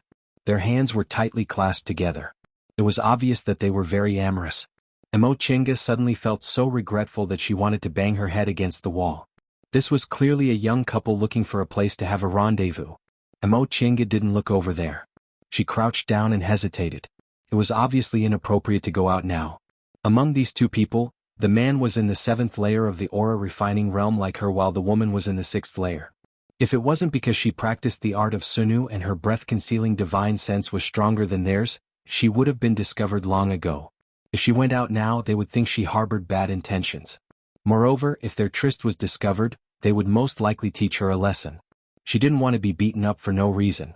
Just as she was regretting her actions, the man spread his robe on the ground and unexpectedly hugged Little Sister Lien, intending to do something improper. When Mo Chenga realized this, she turned pale with fright. She thought they were just a couple looking for a place to be lovey-dovey. Who would have thought they actually wanted to? Based on the sounds coming from the other side, the two of them were obviously hugging and kissing each other. Little Sister Lien took the time to say, "Be careful of your clothes." The man uttered an N, but didn't stop. The two of them took off their clothes and went straight to the main topic at an extremely fast speed. Mo Chenga suddenly had the urge to bury herself when she heard the raging fire and dry firewood on the other side. She had been disguised as a man for many years. Usually, if she wasn't concentrating on cultivating, she was studying the Tao of formations with second uncle. She didn't understand these matters between men and women at all. Therefore, she felt extremely embarrassed at this moment. She lowered her head and didn't dare to look in that direction. After an unknown amount of time, the sounds on the other side gradually calmed down. The man said, "Little Sister Lien, there's only 1 month left until the Immortals' Assembly. How are your family's preparations?" Little Sister Lien's voice was so soft that it seemed water could drip out of it. She said in a sweet voice, "It's not easy to see each other, yet you're asking about these things." The man hastily coaxed her. Doesn't that mean I want to enter Yunwu's sect with you? If we enter the sect, our family won't be able to control us anymore. At that time we can become dual cultivation partners and live together. Little sister Lien was a bit hesitant. I actually have some confidence. The man said, Some? What kind of treasure did your family give you? Little sister Lien smiled but didn't answer. Mo Chinga was curious, so she once again peeked through the bushes. She saw a naked man and a woman tangled together, their bodies only covered with some clothes. She silently told herself to ignore them several times in her heart before she looked at their appearances again. Both of them were about 20 years old. The man was quite handsome and the woman was also gentle and lovely. It was no wonder from what they said that they were actually dating without their family's knowledge. Beauty was really harmful. The man hugged little sister Lien and repeatedly coaxed her. Good little sister Lien, just tell me. Otherwise I really won't feel at ease. Perhaps the concern in his voice moved little sister Lien because she said, Father gave me the enchanting lantern. Presumably, no matter who my opponent is, I'll have some confidence. Although her tone sounded humble, it was actually very confident. Mo Chinga was very curious. What was this enchanting lantern? Why was this woman so confident? In the Immortals Assembly, there were 10th layer aura refining cultivators, but most of them were 7th layer aura refining cultivators like Mo Chinga, which was the peak of the middle stage of the aura refining realm. This woman was only in the 6th layer of the aura refining realm, so her cultivation level could be considered low, yet she actually thought she'd have some confidence no matter who her opponent was. The man said, I see. Then I don't have to worry anymore. Little sister Lien, you'll definitely enter Yunwu's sect. At that time the unfinished meaning in his words made little sister Lien blush again. The man moved closer to her and the two of them started to become intimate again. Mo Chinga withdrew her gaze but she was somewhat puzzled. Just now, she seemed to have seen a flash of killing intent in this man's eyes. Was she mistaken? Chapter 31. Before he could think of anything else, he heard the woman scream out in pain. Mo Chinga hurriedly moved closer to take a look and couldn't help but be shocked. She saw that the man was firmly holding little sister Lien in his arms. His right hand was holding a dagger-like spirit tool which was inserted into little sister Lien's back. The half-naked man and woman, the bloody dagger, the woman's frightened expression, and the man's distorted face. Mo Chinga covered her mouth and nose, not daring to breathe. It was obviously a lover's tryst, but she didn't expect it would turn into this. Big Brother Ming. What? The man snorted and sneered. Do you think I'm really interested in you? It's just a honey trap. The woman widened her eyes. Hesitation, remorse, and anger intertwined in her eyes. Coupled with her distorted face due to pain, she looked even more frightening. You, based on your looks, you're just SOSO, and you're also a quadruple spiritual root. Do you think I'll fall for you? It's just because you're the only successor of Huang clan's younger generation. After I kill you and get your family heirloom, the enchanting lantern, how could your Huang clan be an opponent for my clan? The woman's eyes showed understanding, and the despair in her eyes deepened. At this moment she couldn't say anything. She just stared at her lover with widened eyes and gradually lost her breath. From these words, Mo Chinga managed to glean some information. Huang clan and N clan were both small cultivation clans relying on Yunwu's sect. The two clans were said to have been enemies for generations. Presumably, N clan came up with this treacherous plan to eliminate Huang clan. After confirming the woman in his arms was no longer breathing, the man pulled out the dagger from her back and pushed Qi Yan's corpse away in disgust. He wiped the blood on the dagger and stood up to tidy his clothes. Mo Chinga didn't dare to make a sound. This man was so treacherous that he killed his female companion when they were intimate. It was obvious he was an extremely evil person. If he found out, he definitely wouldn't let her go. After putting on his clothes, the man crouched down and rummaged through the woman's clothes. Finally he found a Chinquan bag. He easily broke the divine sense left by its master and poured out everything. There was a pile of women's clothes, spirit tools, talismans, jade bottles for storing elixirs, jade boxes that seemed to be used for storage, and so on. The man immediately saw what he was looking for. He picked up a lantern from among the spirit artifacts and said happily, "It really is here." Mo Chinga was also very curious about this colored glass lamp. She didn't know what kind of powerful function it had, but from what she saw, it seemed like an ordinary colored glass lamp. Aside from the spiritual aura it carried, she really couldn't see anything special about it. The man put everything back into the Chinquan bag and put it away in his bosom. With a flick of his finger, a cluster of flames fell on the woman's corpse, immediately igniting a raging fire. The firelight shone on his rather handsome face, making him look gloomy and terrifying. Mo Chenga only hoped that he would quickly destroy the corpse and erase the evidence so that she could escape.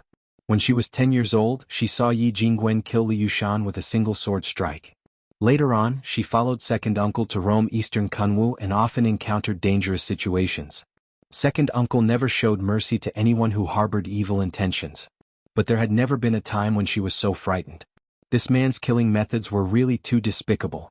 A moment ago the two of them were still being affectionate, skin to skin, but in the next moment he actually took advantage of their intimate moment to stab his lover in the back. Looking at the man's face under the fire, Mo Chenga felt nauseous. It was clear that in the cultivation world, even feelings weren't reliable.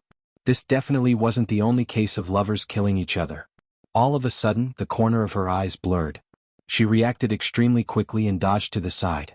She saw a streak of flames rush past her original position and hit a shrub. Then she heard the man's cold voice. "Who? I've been discovered." Since things had reached this point, Mo Chenga only needed to think for a moment before she took all the seeds in her Chenkuan bag.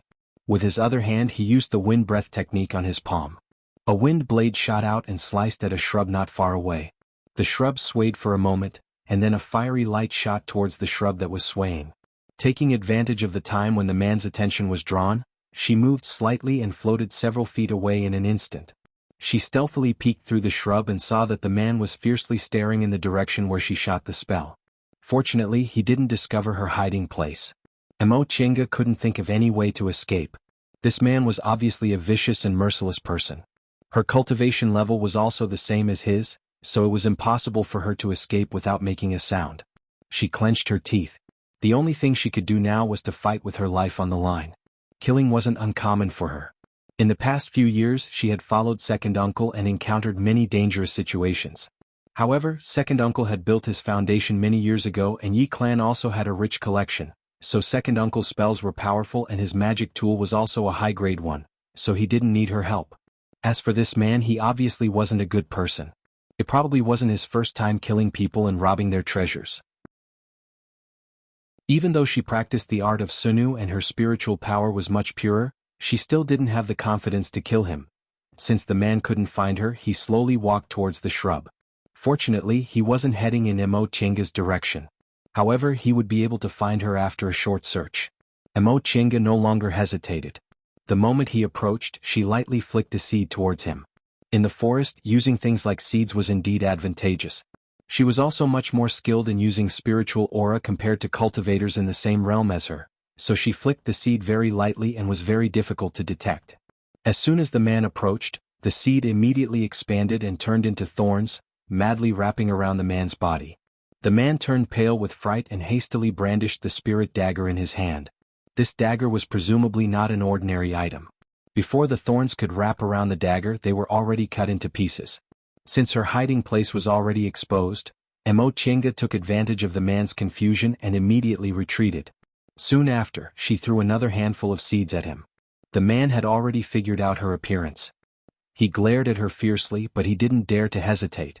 He quickly retreated while using the dagger to cut down the plants that approached him. This attack method could be said to be a special feature of Yi clan's greenwood art. Since she made her move, Mo Chenga was determined to kill him. Otherwise, her identity would definitely be exposed. In this situation, it was either you die or I die. She clenched her teeth and took out the talismans she prepared for the Immortals' assembly. She slapped one of them on her body and a defensive barrier immediately appeared and enveloped her. She then threw the other talismans at the man. The man was suddenly attacked. Mo Chenga didn't give him a chance to catch his breath, so he couldn't fight back and could only defend. He had just obtained the enchanting lantern, so he hadn't removed the remnant divine sense on it to refine it for his own use. Since he couldn't use it, he was very anxious. Amidst the overwhelming number of talismans, Mo Chenga waved a stack of talismans with seeds in them and threw them out. During this gap, the man only had time to cast a spell before he was once again stunned by Mo Chenga's talismans. However, Mo Chenga didn't dodge his spell at all. The defensive barrier on her body had already blocked it. She just kept throwing seeds and talismans at him. The man dodged and blocked the talismans. Just when he felt that there was something wrong with the talismans this time, he heard a bang. He had ignored the seed in the talisman and it smashed into his hand. However, it suddenly grew into a ball and suddenly exploded. It directly blew up the defensive barrier on his body. At this moment, several more talismans flew towards him. Ah! With a blood-curdling scream, the man was sent flying backwards. Emo Chinga immediately took out a wooden sword and swung it. The wooden sword directly pierced through the man's body. The man let out another groan. His heart was pierced through and he no longer moved. After standing in a daze for a while, Emo Chinga regained her composure and found that her head was full of cold sweat. This was the first time she killed someone with her own hands. Only now did she realize that her heart was beating like a drum and her steps were light. She couldn't help but laugh at herself. She couldn't kill people without blinking. It was obvious that she was still far from being a qualified cultivator. However, she was very happy to escape with her life. She wiped the sweat on her forehead and cautiously approached the man. After confirming that he was really dead, she retrieved the sword from his body and immediately started to destroy the corpse. She did what the man did just now. She retrieved the 2 Chinquan bags from his body and burned the man's corpse with a snap of her fingers. This man just killed his lover and burned his corpse here. Now he also died here in the same way. Emo Chinga didn't know whether this was retribution or not. Now, the two of them could be said to be born in different worlds but die in the same hole. After the corpse was completely burned and there were no traces left, Emo Chinga hurriedly went back. They had a private meeting, so no one should know about it on the woman's side, but it might not necessarily be the case on the man's side. She cautiously made a big circle and hid for a while before going out from the other side.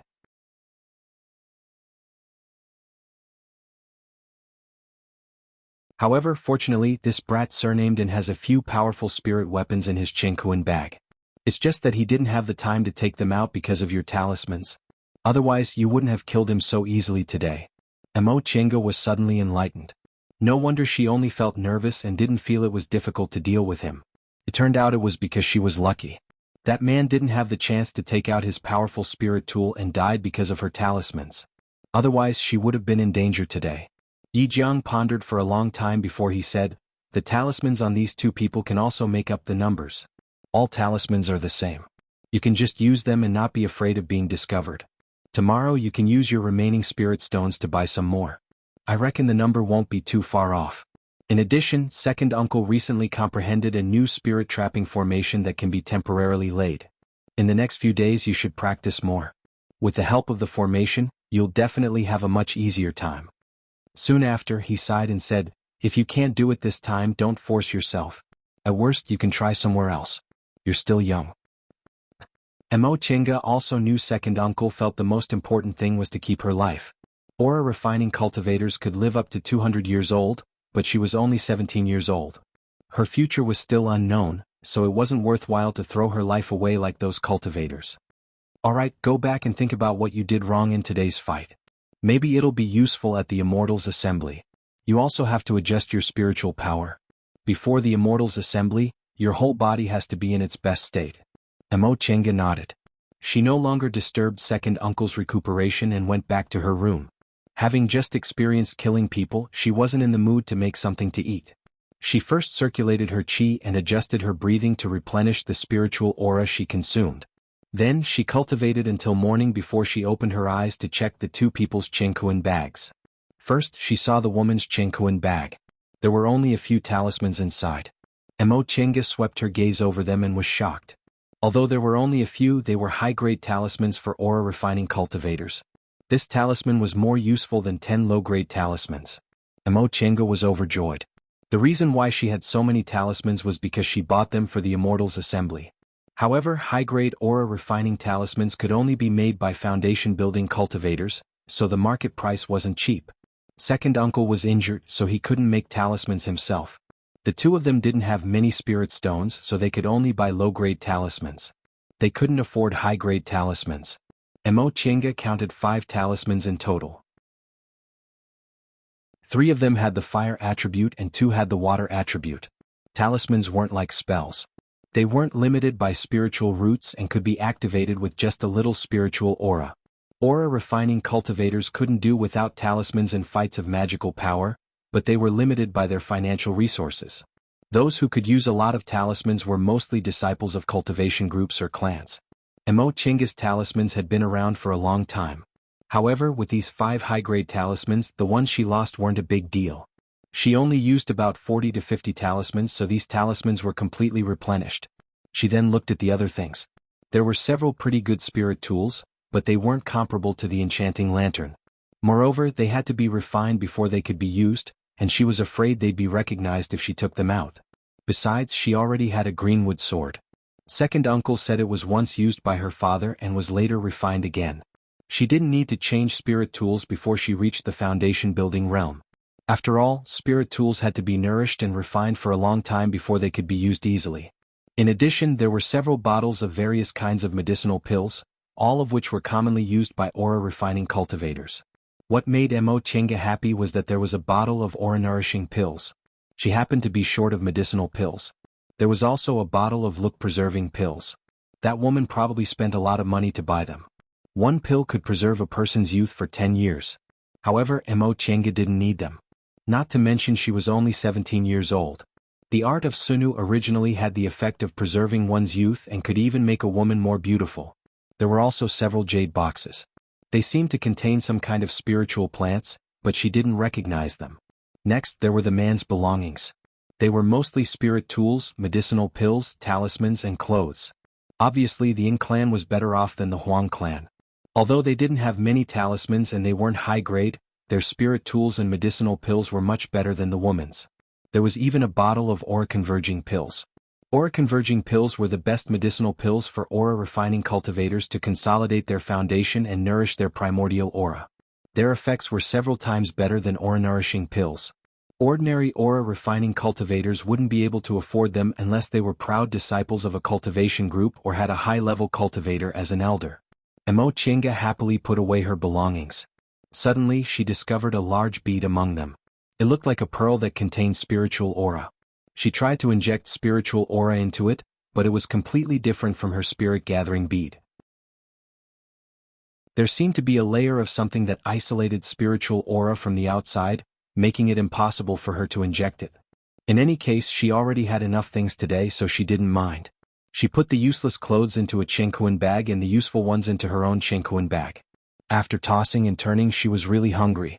The rabbit and wild vegetables she hunted yesterday were still there, so she moved the pots and bowls from the corner of the room.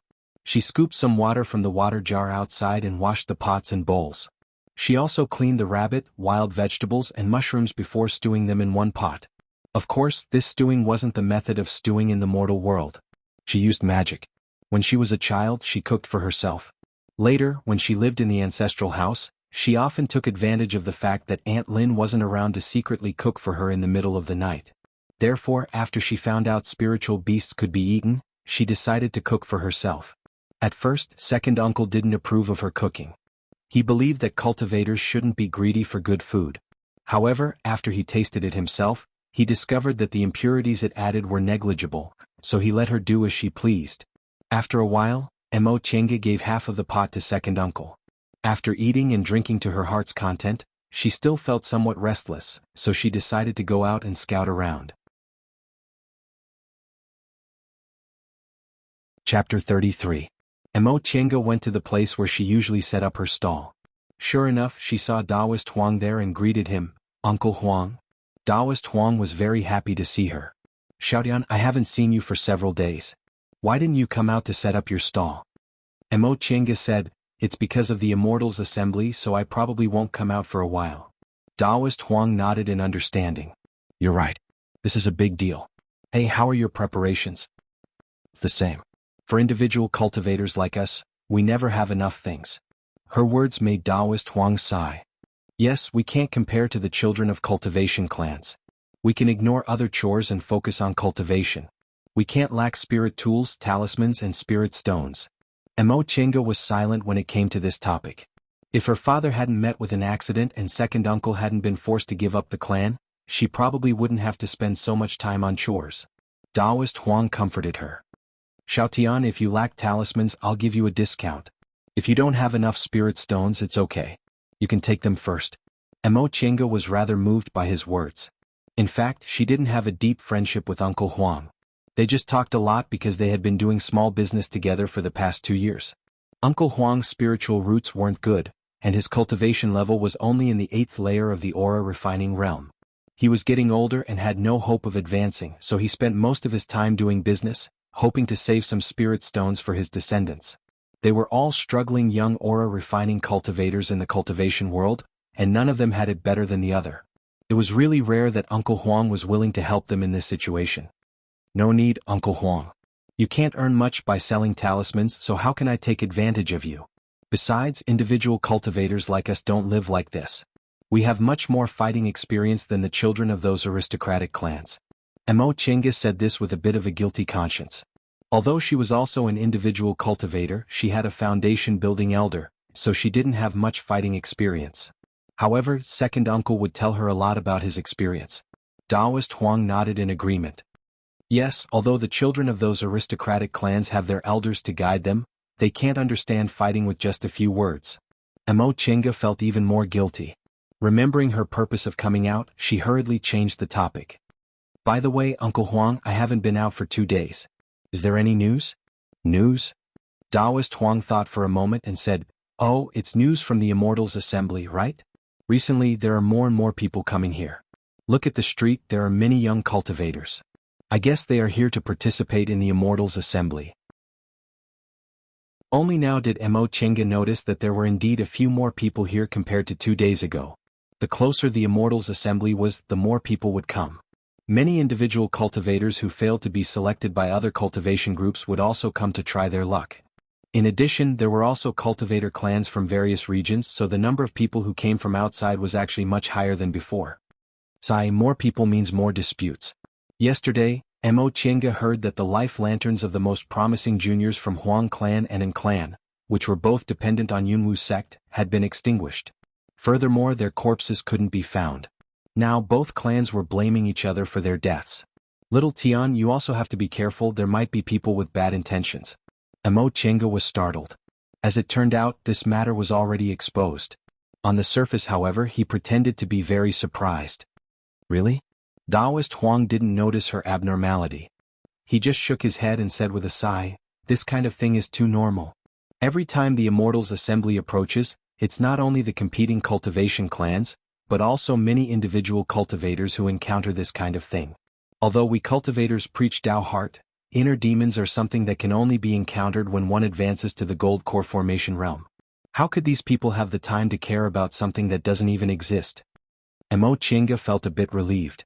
It was fine as long as she wasn't suspected.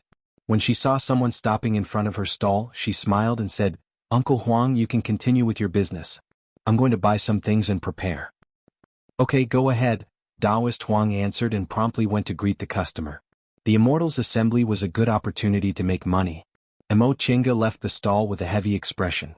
She carefully recalled everything again to make sure she didn't leave any clues behind and that no one saw her leave. Although she rationally believed she was safe, she still couldn't help but feel a bit anxious in her heart.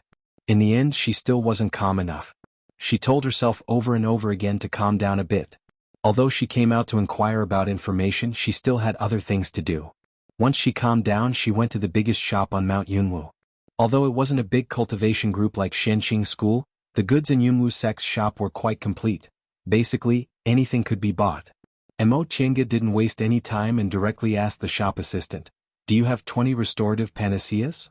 She was also a regular customer here and often came to buy medicinal pills, so the shop assistant was very enthusiastic. He said, Yes. Fellow Taoist, please wait a moment. He then turned around and took out a relatively large jade bottle from the counter.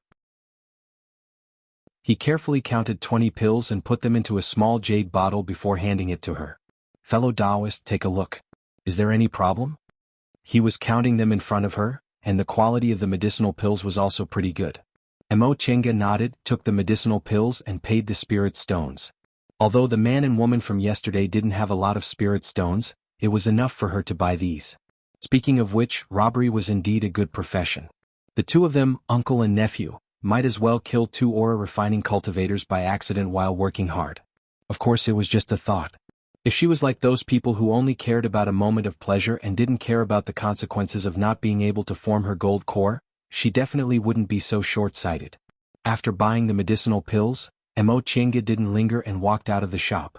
She didn't need magic tools and she really didn't have any extra spirit stones to buy talismans.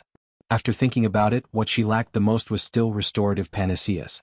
The competition at the Immortals Assembly was fierce. If she encountered a strong enemy, her spiritual aura would definitely be depleted. At that time, it would be a competition to see who had more restorative panaceas and spirit stones. Although spirit stones could also replenish spiritual aura, their effects weren't as good as restorative panaceas. Elixirs were too important for cultivation. Most of the spirit stones that the uncle and nephew earned were spent on elixirs. Emo Chenga once thought about learning pill concocting, but second uncle vetoed her. Second uncle said concocting pills, refining tools, formations and talismans, no matter which one it was, required a lot of effort. As an aura refining cultivator, spending most of her time on these things wasn't worth it, except for cultivators who had no hope of building their foundation. Besides, since she was so talented in formations, she really didn't need to learn pill concocting. It was really difficult to train a concocting master. Even small cultivation clans couldn't afford to provide for one, let alone them. Emo Chenga really wasn't sure whether she had the talent for pill concocting. Second uncle said Yi clan members were all good at formations, but there were very few who were good at pill concocting. Thinking that it was more likely that she didn't have the talent, she gave up on this idea. After returning to her residence, she went to second uncle's room first. Second uncle? Yi Jiang, who was still healing his injuries, opened his eyes and asked, "How is it?" "What do you mean how?" Yi Jiang stared at her and shook his head. "Didn't you go out early in the morning to gather information?" Emo Chenga stuck out her tongue. "Second uncle, you're really a roundworm in my stomach." Yi Jiang glanced at her and said with a humph, "Impudent." She smiled and moved closer to him. Second uncle, Uncle Huang, said the two clans already found out about the deaths, but they're blaming each other. They said it was the other party's doing and they didn't find anything. Yi Jiang nodded. "That's good. Even if they find out it wasn't the other party's doing, it'll be hard for them to trace it back to you. Now that the Immortals Assembly is approaching, Mount Yunwu is filled with crooks and honest folk. They won't be able to find anything." His words were exactly the same as Uncle Huang's. Sure enough, the older the ginger, the spicier. Recalling yesterday's harvest, she became excited and said, "Second uncle, I checked yesterday. Although they didn't have many talismans, there were 5 high-grade talismans among them. Could be said that I made a profit. There were also a lot of medicinal pills, including a bottle of aura-converging pills. Today, I also used their spirit stones to buy restorative panaceas, so I don't lack anything." That's good news. Yi Jiang originally thought the two of them didn't have many spirit stones and talismans on them, but now it seemed the 5 high-grade talismans made up for the loss. That being the case, you don't need to waste your spirit stones anymore. Second uncle will teach you how to transform the spirit trapping formation. In the next few days you'll have a better chance of success. And? She nodded vigorously. Yi Jiang smiled. He stroked her head and handed her a jade slip. "This is the method to lay the formation. Go and study it. Come back tomorrow and tell me how much you've comprehended."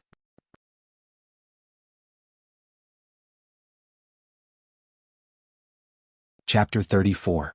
A month passed in the blink of an eye. During this month, Mo Chenga focused on cultivating and comprehending formations. Occasionally she came out to check on the situation. The matter between An clan and Huang clan was done by the other party. The deeper they investigated, the more they found out about the illicit relationship between the two clans. They all accused the other party of instigating the younger generation to seduce them. Since they couldn't solve the problem, they had to fight privately. As a result, both clans suffered losses and their clans declined. More than 10 years later, the remaining cultivators of the two clans died one after another and were removed from Mount Yunwu.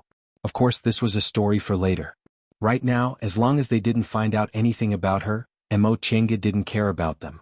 These two clans were originally dogs biting each other and didn't want to let go of this opportunity to make things difficult for each other. She had a more important thing now. The Immortals Assembly on Mount Yunwu was about to begin. At this time, the number of cultivators on Mount Yunwu was several times more than usual. One reason was that more people came to participate in the Immortals Assembly, and the other reason was that most of the participants had companions, friends, or elders. Early in the morning, Mo Chenga got up. At the same time, Yi Jiang also stopped recuperating, packed up his belongings and went with her. This was the tradition of the Immortals Assembly. Because the Immortals Assembly was a competition of life and death, the participants would be accompanied by their relatives and friends. If they really died, their belongings would be taken back by their relatives and friends. If they didn't, the belongings would belong to the sect. The uncle and nephew duo flew along the mountain road to the mountain where Yunwu sect was located. They first went to register with the gatekeeper and got their identity tablets before they could enter with second uncle. Seeing that Yi Jiang was in the foundation building realm, the young gatekeeper took a second look at him. It was naturally much easier for foundation building cultivators to join a sect, and it was also very easy for them to bring their nephews and disciples into the sect. Therefore, there were only a few foundation building cultivators accompanying them to the Immortals' assembly. However, seeing that Yi Jiang didn't have much lifespan left, the disciple looked away. First, the sect didn't want to accept foundation building cultivators who were about to die and had no hope of advancing. Second, those foundation building cultivators didn't want to be restricted by the sect when they were about to die. This wasn't strange at all. Today, Yunwu sect was like a Taoist temple in the secular world. The mountain road was full of people. Mo Chinga estimated that there were probably thousands of people.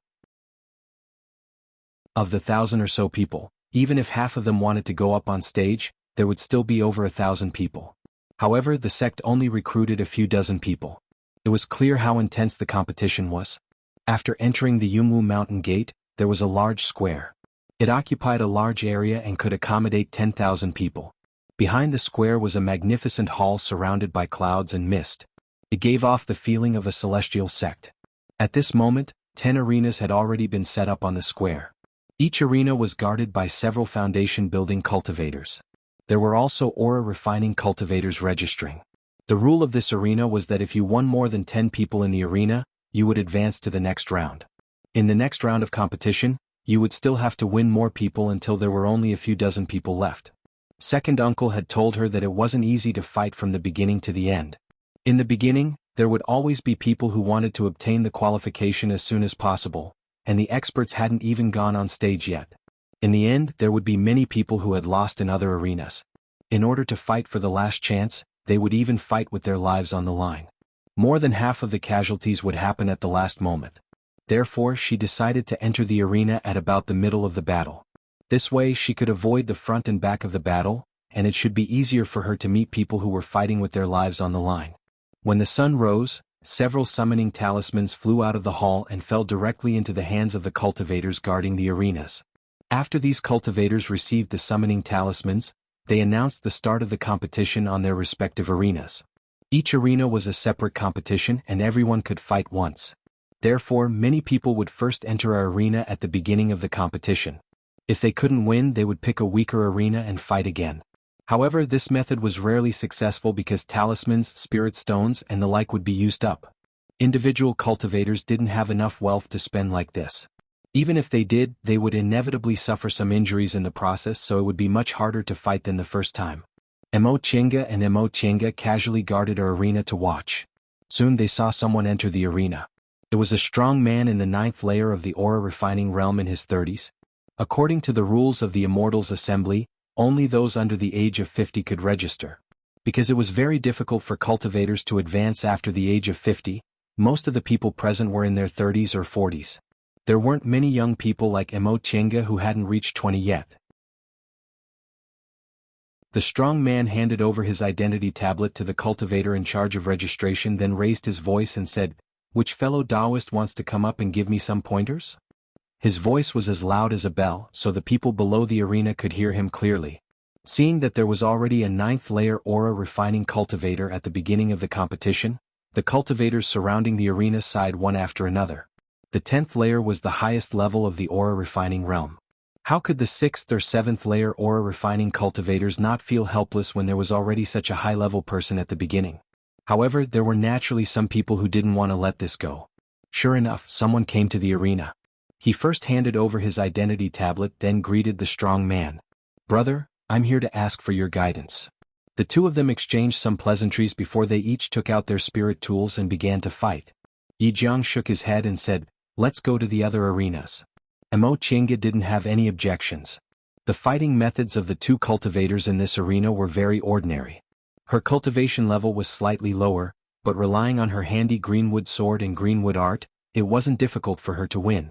The second arena was actually a battle of talismans between two people. Mo Chinga didn't know where these two people came from, but they were actually throwing talismans at each other as if they were free. They were even crazier than when she killed the cultivator from An clan. Emo Chenga thought about it.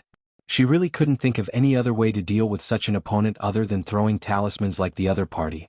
Spirit tools couldn't be as fast as talismans, and spells also consumed spiritual aura, so the person with more talismans would definitely win. The last few arenas were very ordinary. Yi Jiang couldn't help but exclaim in surprise when he saw one of the arenas. Emo Chenga was curious. "What's wrong, second uncle?" Yi Jiang watched for a while before he finally shook his head. "This cultivator's spiritual aura is very skillful. Presumably he either has an elder or is someone with a firm will." Emo Chenga looked at the arena. It was a fight between a middle-aged man in the 7th layer of the aura refining realm in his 40s and a young man in the 9th layer of the aura refining realm in his early 20s. The middle-aged cultivator had a fan-shaped spirit tool while the young man only had a defensive talisman on his body. However, the young man's spells were fast and accurate, so the middle-aged cultivator was in a difficult situation. Presumably, second uncle was talking about this young man.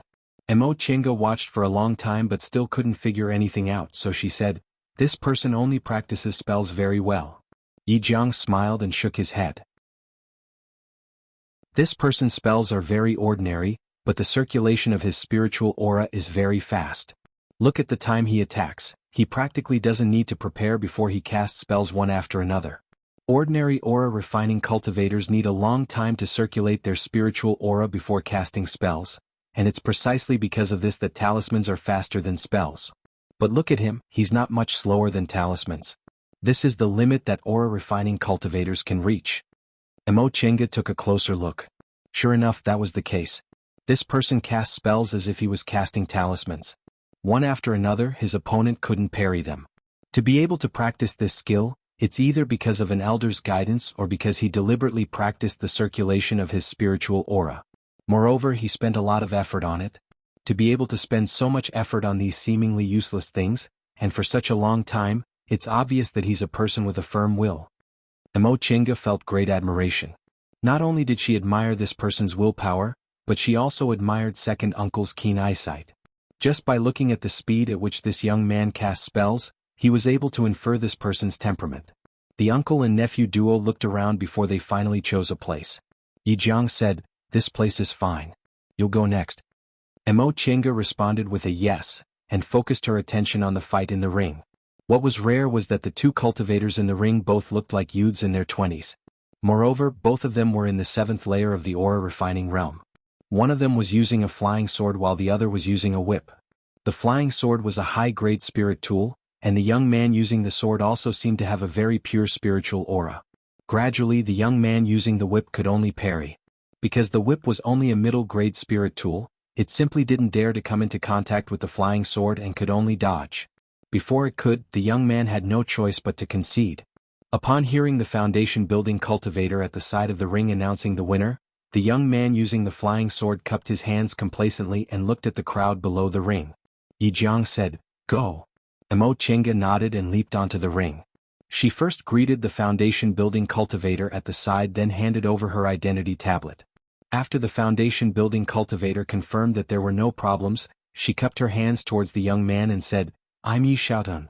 Please enlighten me, brother."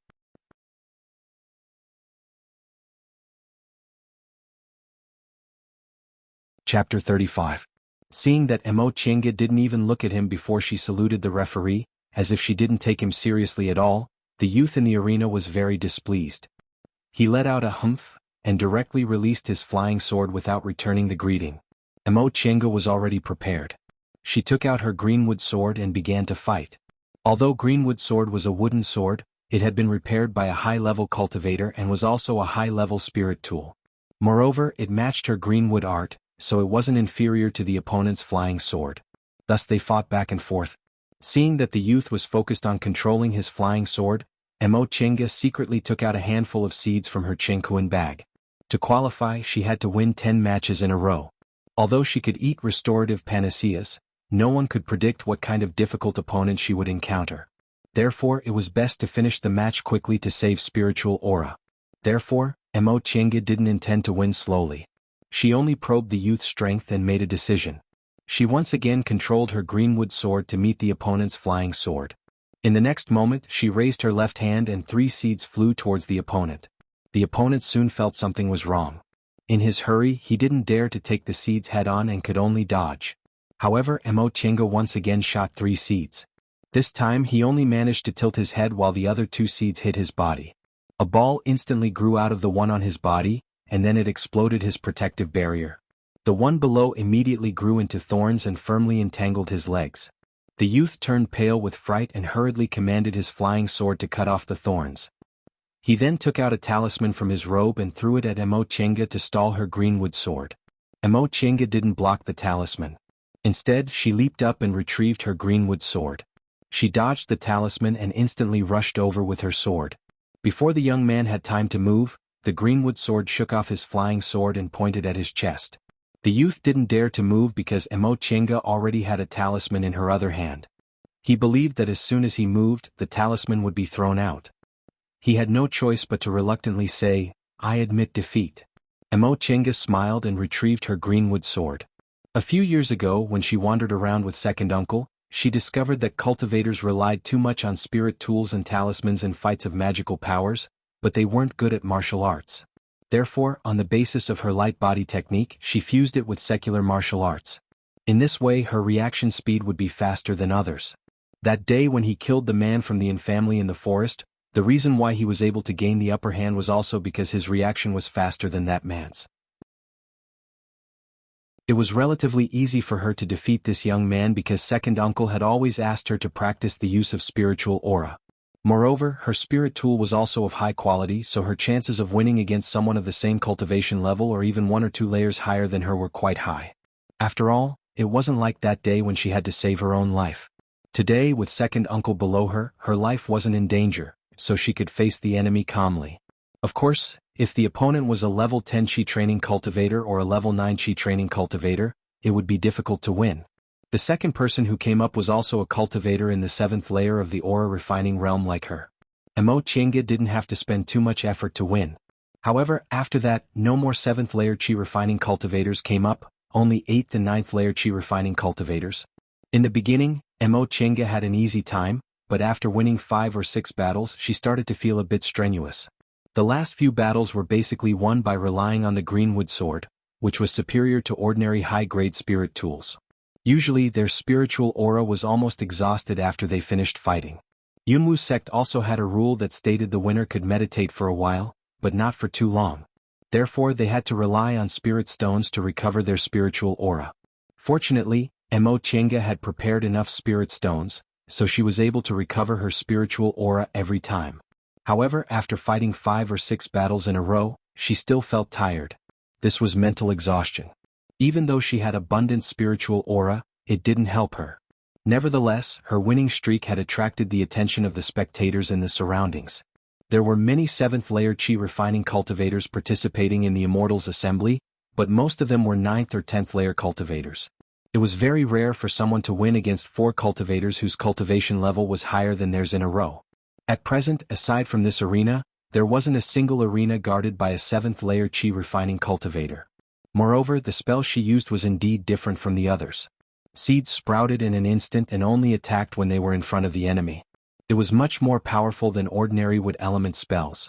Ordinary wood element spells used spiritual aura to create plants, so they certainly consumed more spiritual aura than seeds. Seeds flying in the sky were really difficult to defend against. She used a high-grade talisman and barely managed to defeat an 8th layer Chi refining cultivator. However, the next challenger made Chenga feel very powerless. It was a 10th layer Chi refining cultivator. If 8th and 9th layer Chi refining cultivators had a 50-50 chance of winning, then 10th layer Chi refining cultivators were obviously at a disadvantage. Nevertheless, she instantly made up her mind. That being the case, she'd fight with talismans and spiritual panaceas. After the two of them greeted each other, Chenga immediately took out her greenwood sword and patted a defensive talisman on her body. This cultivator was a middle-aged man. Obviously, he was very experienced in fights of magical powers. He calmly took out his spirit tool, which was actually a small flag, and it floated in front of him. All flag-type spirit tools were either defensive or spirit-controlling, so they weren't easy to deal with. Chenga was a bit cautious. She controlled her greenwood sword and threw the talisman and the seeds in her hand at the same time towards the middle-aged cultivator. However, she saw that the middle-aged cultivator wasn't anxious at all. He waved the small flag and unexpectedly released spiritual aura to attract all the attacks. Moreover, the flag wasn't damaged at all under the attacks.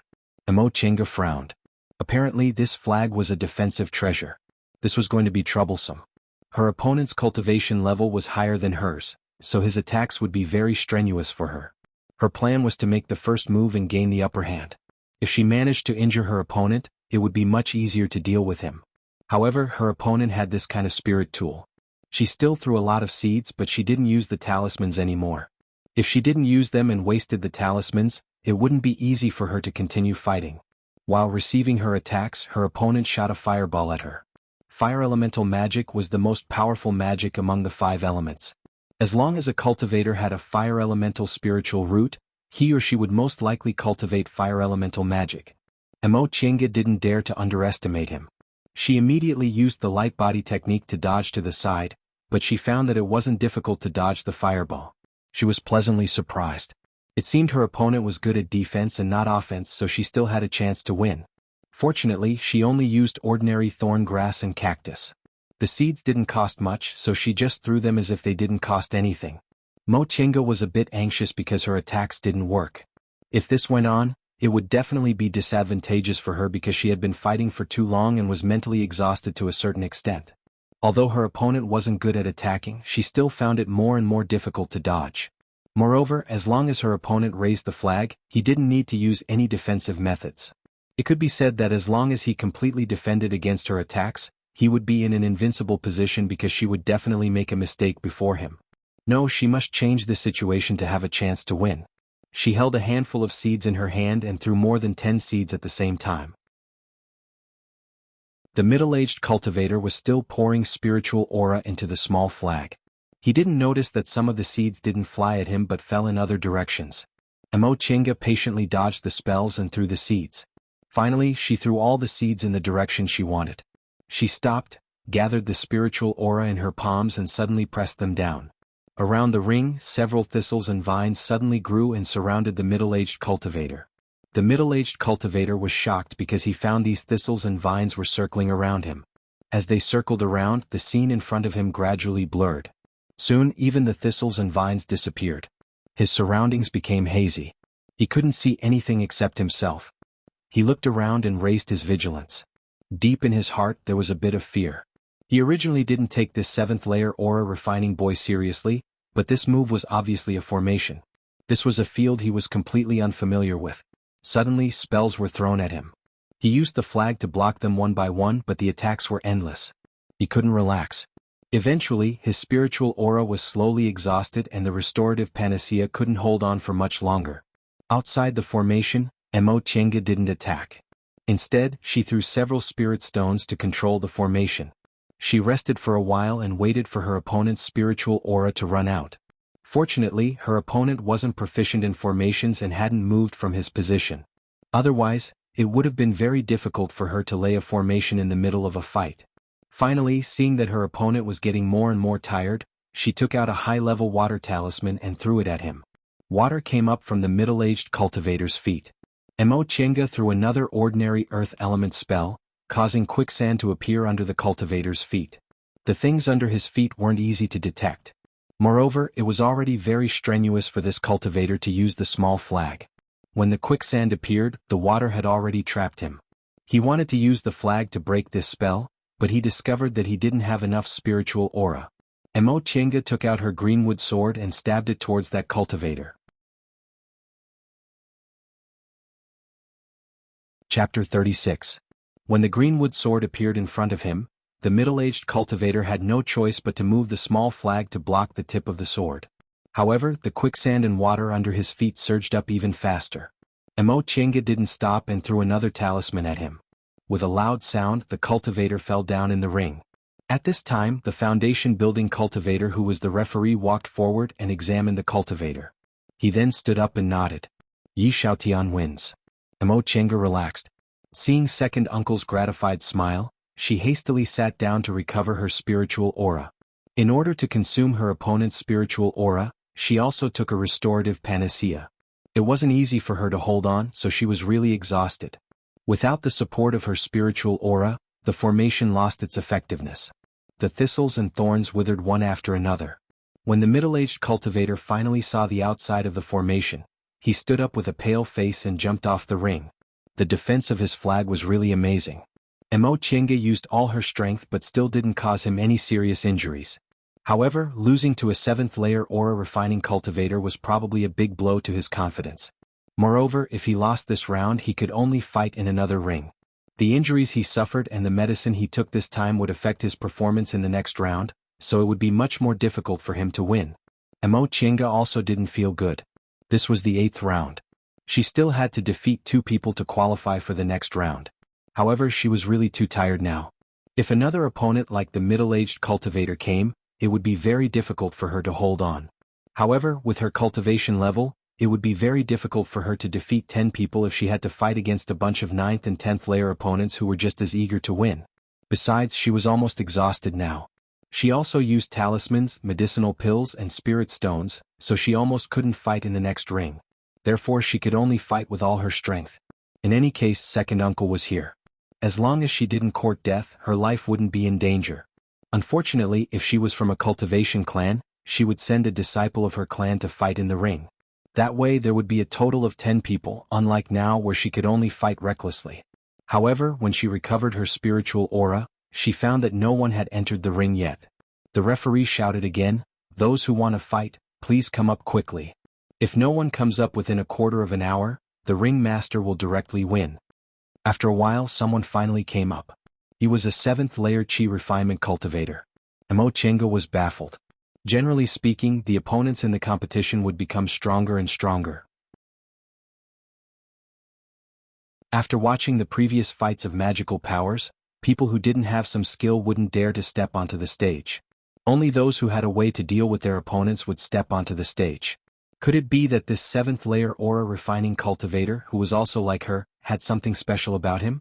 Raising his spirit, he began to fight. However, this cultivator was very ordinary.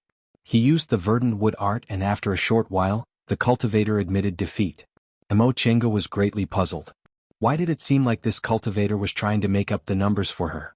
What she didn't know was that the battle with the 10th-layer aura refining cultivator had already made everyone afraid to go on stage again. Defeating a 10th-layer chi refining 7th-layer cultivator was definitely more revered than defeating a 10th-layer cultivator. This was because it wasn't rare for a 10th-layer cultivator to defeat a cultivator of the same level, but defeating a 7th-layer cultivator was rare, and all of them were difficult to deal with. Moreover, everyone could see that the other party was proficient in formations. Most people were helpless against him. Needless to say, those who weren't sure they could defeat her were afraid of exhausting their spiritual aura like the other cultivator, which would affect the following fights.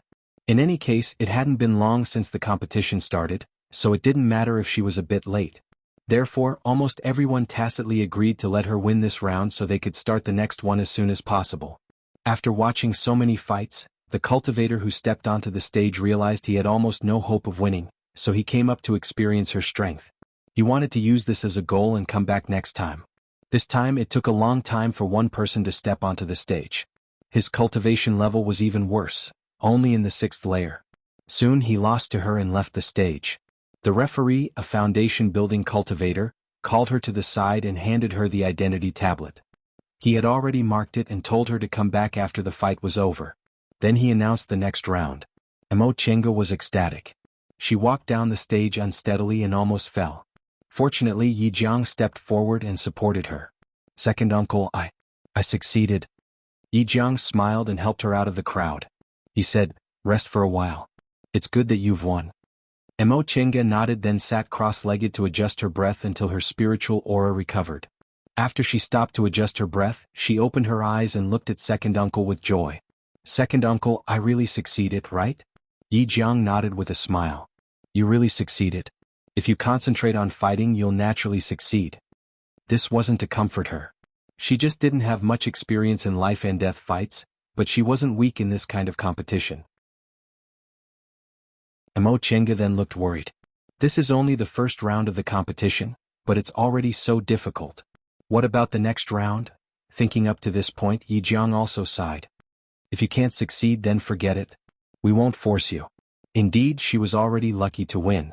In the next round, none of the opponents would be easy to deal with. Even if she won against one, it would be difficult for her to win against two. The uncle and nephew duo comforted each other, then cheered up and went to watch the competition. While Mo Chenga was resting, the winners of each ring appeared one after another. Most of them were 9th and 10th layer cultivators. There was only one 8th layer cultivator and another 7th layer cultivator. According to others' discussions, the other 7th layer cultivator was a young man in his 20s who seemed to be a disciple of a cultivation clan.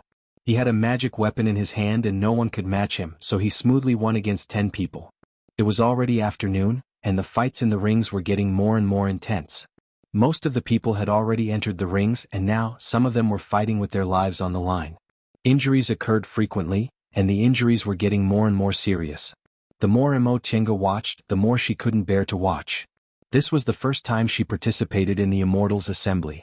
Although she was mentally prepared, she still didn't expect it to be this tragic. She couldn't help but feel sad. The path to immortality was uncertain, and individual cultivators were even more difficult. For a little bit of hope, they were willing to risk their lives. This path was really sad. Finally, at sunset, everyone finished their competition, and the referees announced the end of the competition. In this Immortals Assembly, 2 people died from serious injuries and countless people were injured. Mo Chenga heaved a sigh of relief and went forward with the other victors. The foundation-building cultivators from each of the 10 rings gathered together. They swept their gazes over the victors one by one, frowning and discussing something. This made them restless. They didn't know what was dissatisfied with them. Mo Chenga couldn't help but sweep her gaze over them, but she didn't find anything wrong. There were only about 20 victors and half of them were injured. Among them there were only 4 women and half of them were young men. That was probably because those who could reach this level of cultivation in their 20s were usually the descendants of cultivation clans, so their chances of winning were naturally high. Mo Chenga didn't know what these foundation-building cultivators were discussing, but soon, the leader of the group sent a summoning talisman into the main hall. After a while, the summoning talisman flew back. The leader took it and several people gathered together to listen. After a short discussion, they stood up and faced the others. Obviously, they were going to announce the next round. Mo Chenga couldn't help but feel a bit nervous, worried that something might happen.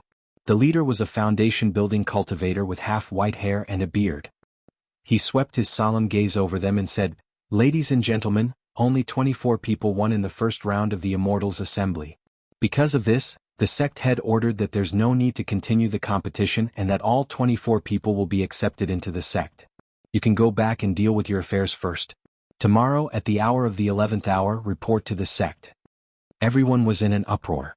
They were both surprised and happy. Mo Chenga was even more so. She was originally worried she wouldn't be able to pass the second round, but she never expected there would be such a change this time. She was immediately overjoyed. She could directly enter Yunwu's sect.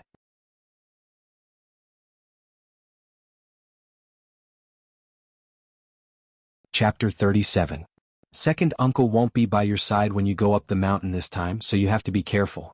That spirit-concealing jade pendant must never leave your body, and you mustn't reveal your female appearance in front of others unless you form your gold core one day and have the power to protect yourself. If you have any difficulties with your cultivation, come down the mountain and ask second uncle. Don't fight with your fellow disciples, understand? Mo Chenga nodded with a reluctant expression. Second uncle, you have to be careful when you're alone at the foot of the mountain. If anything happens, send me a message and I'll come down the mountain immediately. Yi Jiang nodded and comforted her. Rest assured. This market square belongs to Yunwu's sect, so there won't be any danger here. Besides, second uncle is a foundation-building cultivator after all, so no one will provoke me. You also shouldn't go down the mountain too often. It's not good if people see you. Once a month is enough. But, Mo Chenga hesitated. If I'm not here, what about second uncle's medicinal pills? Yi Jiang smiled. Since you're already a Yunwu sect disciple, Yunwu sect's shops can sell things for you. When the time comes, you can go to second uncle's shop to get the formations and sell them for spirit stones. This was actually a good thing. As it turned out, they were only individual cultivators. Yunwu sect's shops sold their things at a very low price. Moreover, the shopkeeper didn't know what was good and refused to pay a high price for their formations. It wouldn't be a problem if they sold things for him. Mo Chenga was delighted.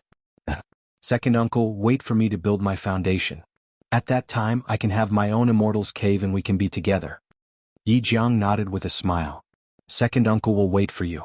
It's almost the hour of the 7th now. You should go quickly. And I'm leaving. I'll come back to see you after a while. After packing her luggage, Mo Chenga used the light body technique and leaped towards the gate of Yunwu sect. Yi Jiang sighed faintly as he stared at her back. When she arrived at the gate, Mo Chenga saw disciples guarding the gate. She walked forward with a smile, saluted them and asked, Senior Martial Brothers, I came to report today. May I know where I'm going? Seeing her being so polite, the two disciples also looked amiable. They pointed inside and replied, Junior Martial Brother, just wait there. Senior Martial Brother will come to greet you later. Mo Chenga looked in that direction. Sure enough, there were already several people there. She saluted them again and said, Thank you, Senior Martial Brothers. She then followed the directions and entered the monastery, obediently waiting in an empty spot. Second uncle told her not to offend any aura refining cultivators, not even those who fetched water and cooked. Although they had no ability, they were the most troublesome ones.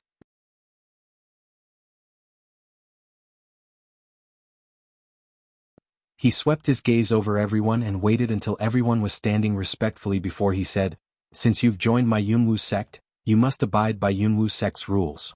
The sect will also do its best to provide convenience for your cultivation. Since you stood out among thousands of people, it means you're all outstanding aura refining cultivators. I hope you'll cultivate diligently, advance to the foundation building realm and carry forward my Yunwu sect. Alright, it's getting late. You should go to the steward's hall to register your names and collect your items. Tomorrow you'll cultivate together with my Yunwu sect's disciples. After a simple lecture, the two aura refining cultivators led everyone out of the main hall, around several places and into a courtyard.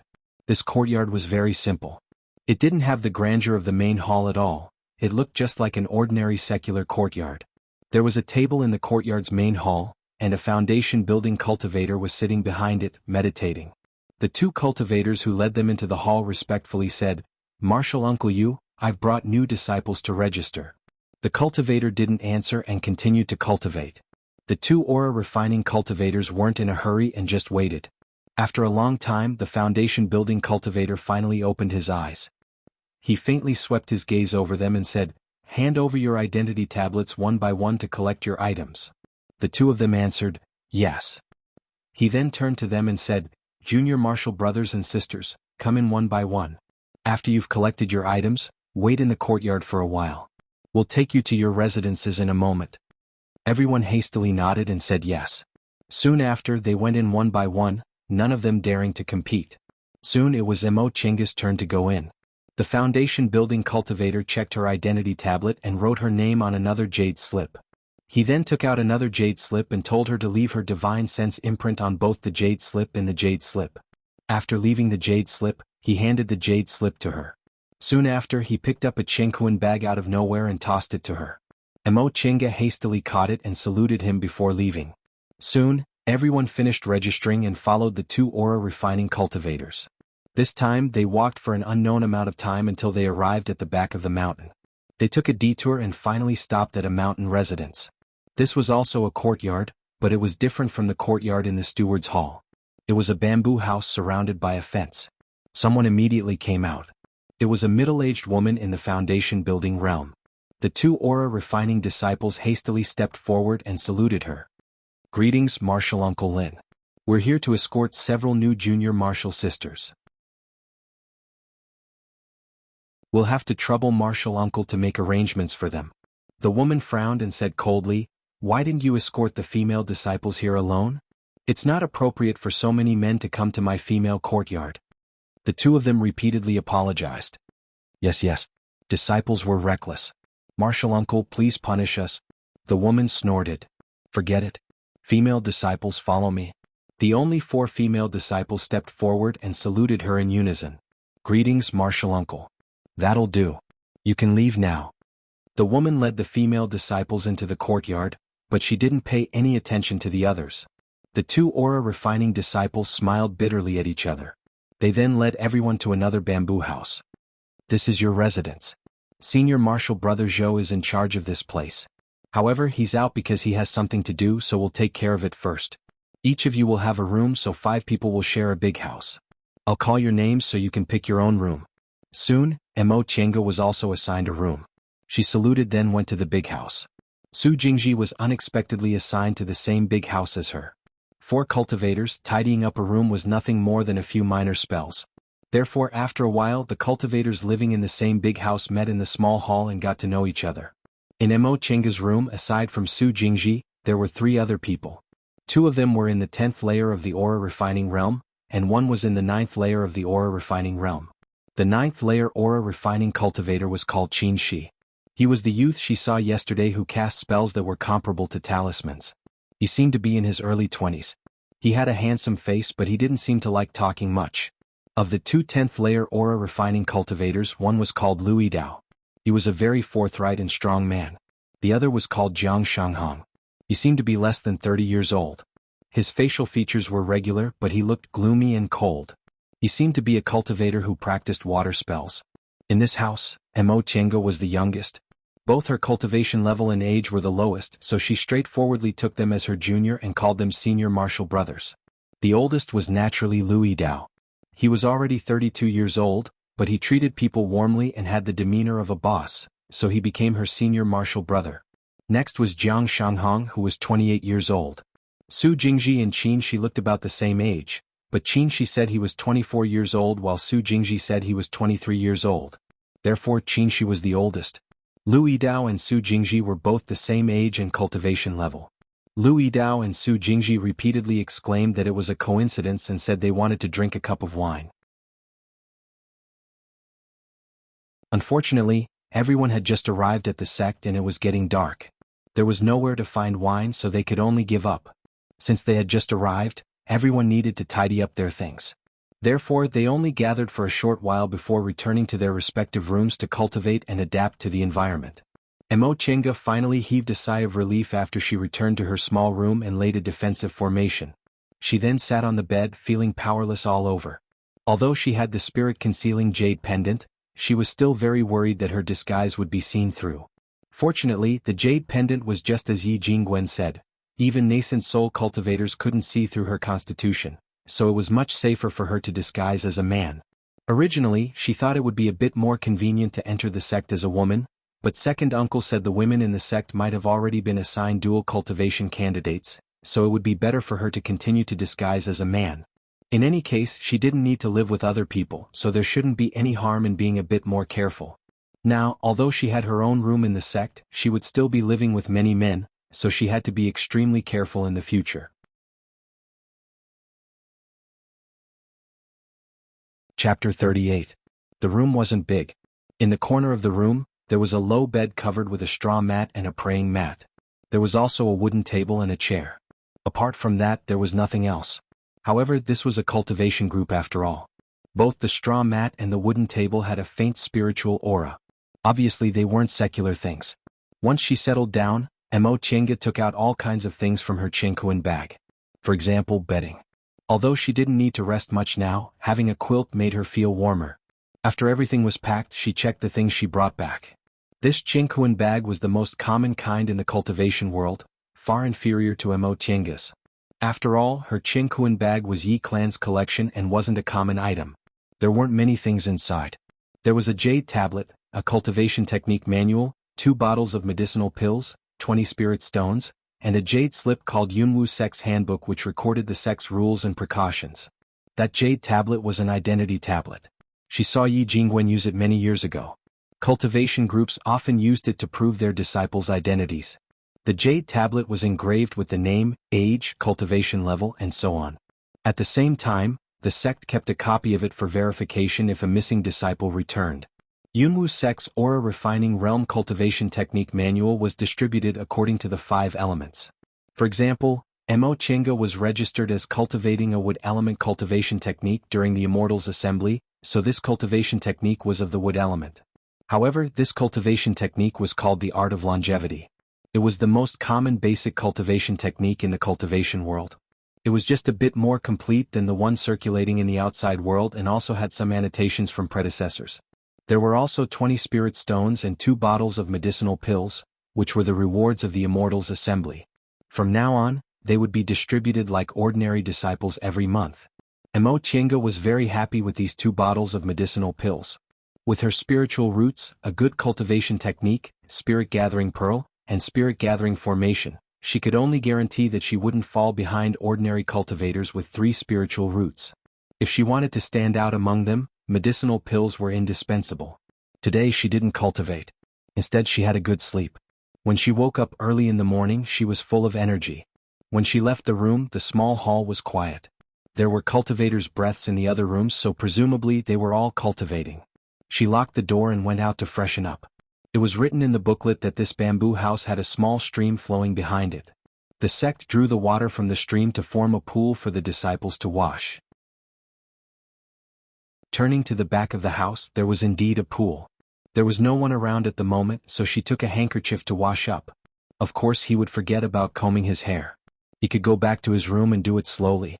After washing up, Zhang Xian was just about to return to his room when he bumped into 2 people who were chatting with each other. Mo Tienga immediately greeted them. "Good morning, senior martial brothers." When the 2 men saw her, they greeted her and chatted while looking for a place to wash their faces. In the next moment, Mo Tienga had the urge to vomit. Because one of them unceremoniously took off his clothes and jumped into the water. Looking at his fat body and thinking about how disgusting it was for him to use this water to wash his face and mouth, he made up his mind that next time, he would definitely go upstream to collect water. When they returned to the big house, Su Jingji was chatting with Qin Shi. Qin Shi's expression was very stiff. Obviously, he wasn't interested in the topic of their conversation. Upon seeing her, Su Jingji immediately called out happily, "Junior Martial Brother Yi, you're so early." Good morning, Senior Martial Brothers." Mo Tienga walked towards them and asked with a smile, "What are you 2 talking about?" Su Jingji said, "We were just talking about going to eat and taking a stroll around the school to understand a bit more." "Oh, I see." Although Su Jingji was overflowing with interest, Qin Shi, who was beside him, obviously wasn't interested. He just didn't refuse to give Su Jingji face. After all, cultivators didn't like to be involved in worldly affairs. Although they couldn't abstain from eating, they generally preferred to eat fasting pills. Mo Tienga thought for a moment, then said with a smile, "I'll go with you. I'm really a bit hungry." Su Jingji was very happy. At that moment, the door of another room opened. Louis Dao came out and looked at them. "Junior Martial Brothers, what are you talking about?" "Oh, Senior Martial Brother Lu, we're talking about going to the dining hall to eat something and take a stroll." Louis Dao pondered for a moment, then said, "You don't mind if I go with you, right?" Su Jingji waved his hand repeatedly. "Of course not. Senior Martial Brother Lu can't wait to go." Louis Dao laughed. "Since the 4 of us are going, we might as well call Junior Martial Brother Jiang." Su Jingji naturally didn't have any objections. Mo Tienga also didn't care.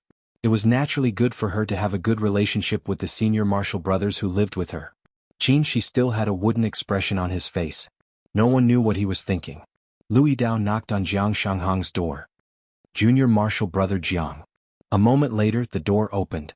Jiang Shanghang pulled the bolt and looked at Louis Dao standing at the door. His tone was indifferent, but it still carried a hint of coldness. "Senior Martial Brother Lu, what's the matter?" Louis Dao said with a smile. "Junior Martial Brother Jiang, we've decided to go to the dining hall to eat something and then take a stroll. Do you want to go together?"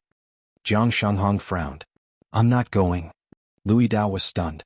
He didn't expect this person to be so cold, as if he didn't want to get close to them.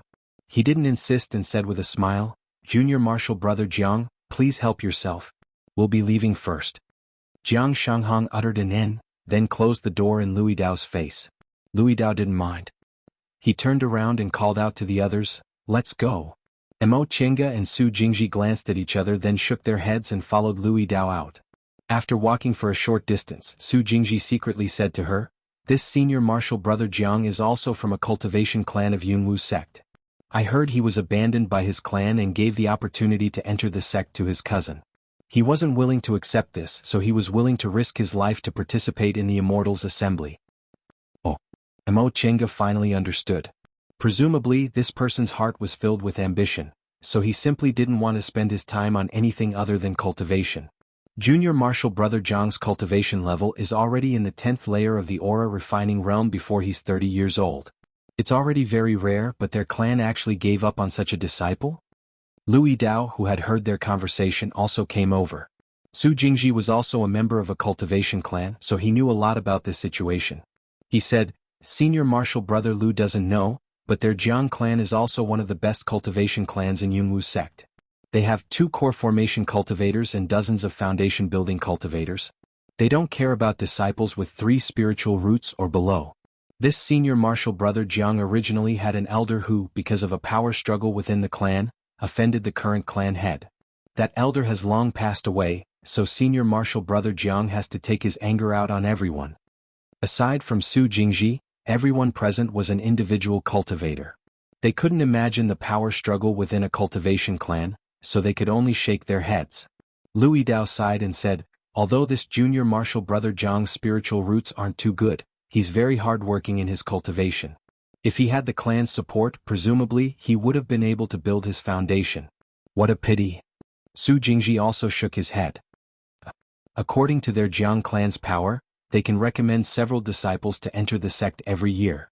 In fact, if it was someone else, they wouldn't need to cultivate to the 10th layer to directly enter the sect.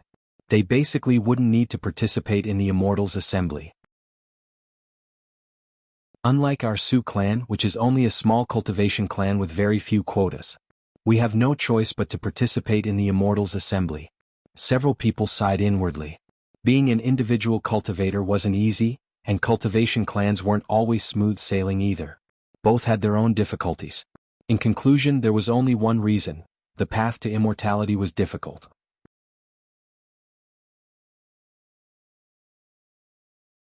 Chapter 39. Following the map in the brochure, they arrived at the dining hall. Someone immediately came to greet them. "Senior Martial Brothers, are you here to eat? Please take a seat. If you want food delivered in the future, just let me know." Mo Chenga saw that this person was quite old and only had a cultivation level in the 1st layer of the aura refining realm. Presumably, he was a descendant of a cultivation clan with poor spiritual roots and could only do odd jobs here to make a living. Among them, Su Jingji was the most familiar, so he said, "Let's eat what we're supposed to eat." The man grunted in acknowledgement and retreated. Not long after, a mortal woman brought food over. Clearly it had been prepared in advance. Mo Chenga glanced at the dishes. Stir-fried mustard greens, pickled cucumbers, steamed spare ribs, stir-fried rabbit meat, and a bowl of fish soup. All of them had a faint spiritual aura. Apparently the food in Yunwu sect wasn't bad. Mo Chenga and Su Jingji picked up the bowls and chopsticks, but seeing that the other 2 people didn't move, Su Jingji said, "Senior Martial Brothers, you don't have to worry. In fact, eating food with spiritual aura isn't a problem. After a while, you just need to treat it as a medicinal pill to dissolve it. It won't affect your cultivation." Lu Yidao hesitated. "Really?" Mo Chenga smiled. "Yes. Otherwise, why would the group set up a dining hall? Wouldn't it be better to just give the disciples fasting pills?" Lu Yidao asked again, "Isn't it because fasting pills are troublesome to concoct?" Mo Chenga and Su Jingji were both dumbfounded. For a moment they didn't know what to say. Qin Shi, who had been silent the whole time, finally said, "The group encourages people to eat fasting pills. That way they won't have to worry about their appetites and it's helpful for cultivation. However, eating food with spiritual aura isn't a problem. If it's from spiritual beasts, it can also increase your spiritual aura, so there's no harm in eating it." Mo Chenga and Su Jingji nodded repeatedly. "I see." Lu Yidao picked up his chopsticks and the 4 of them started eating.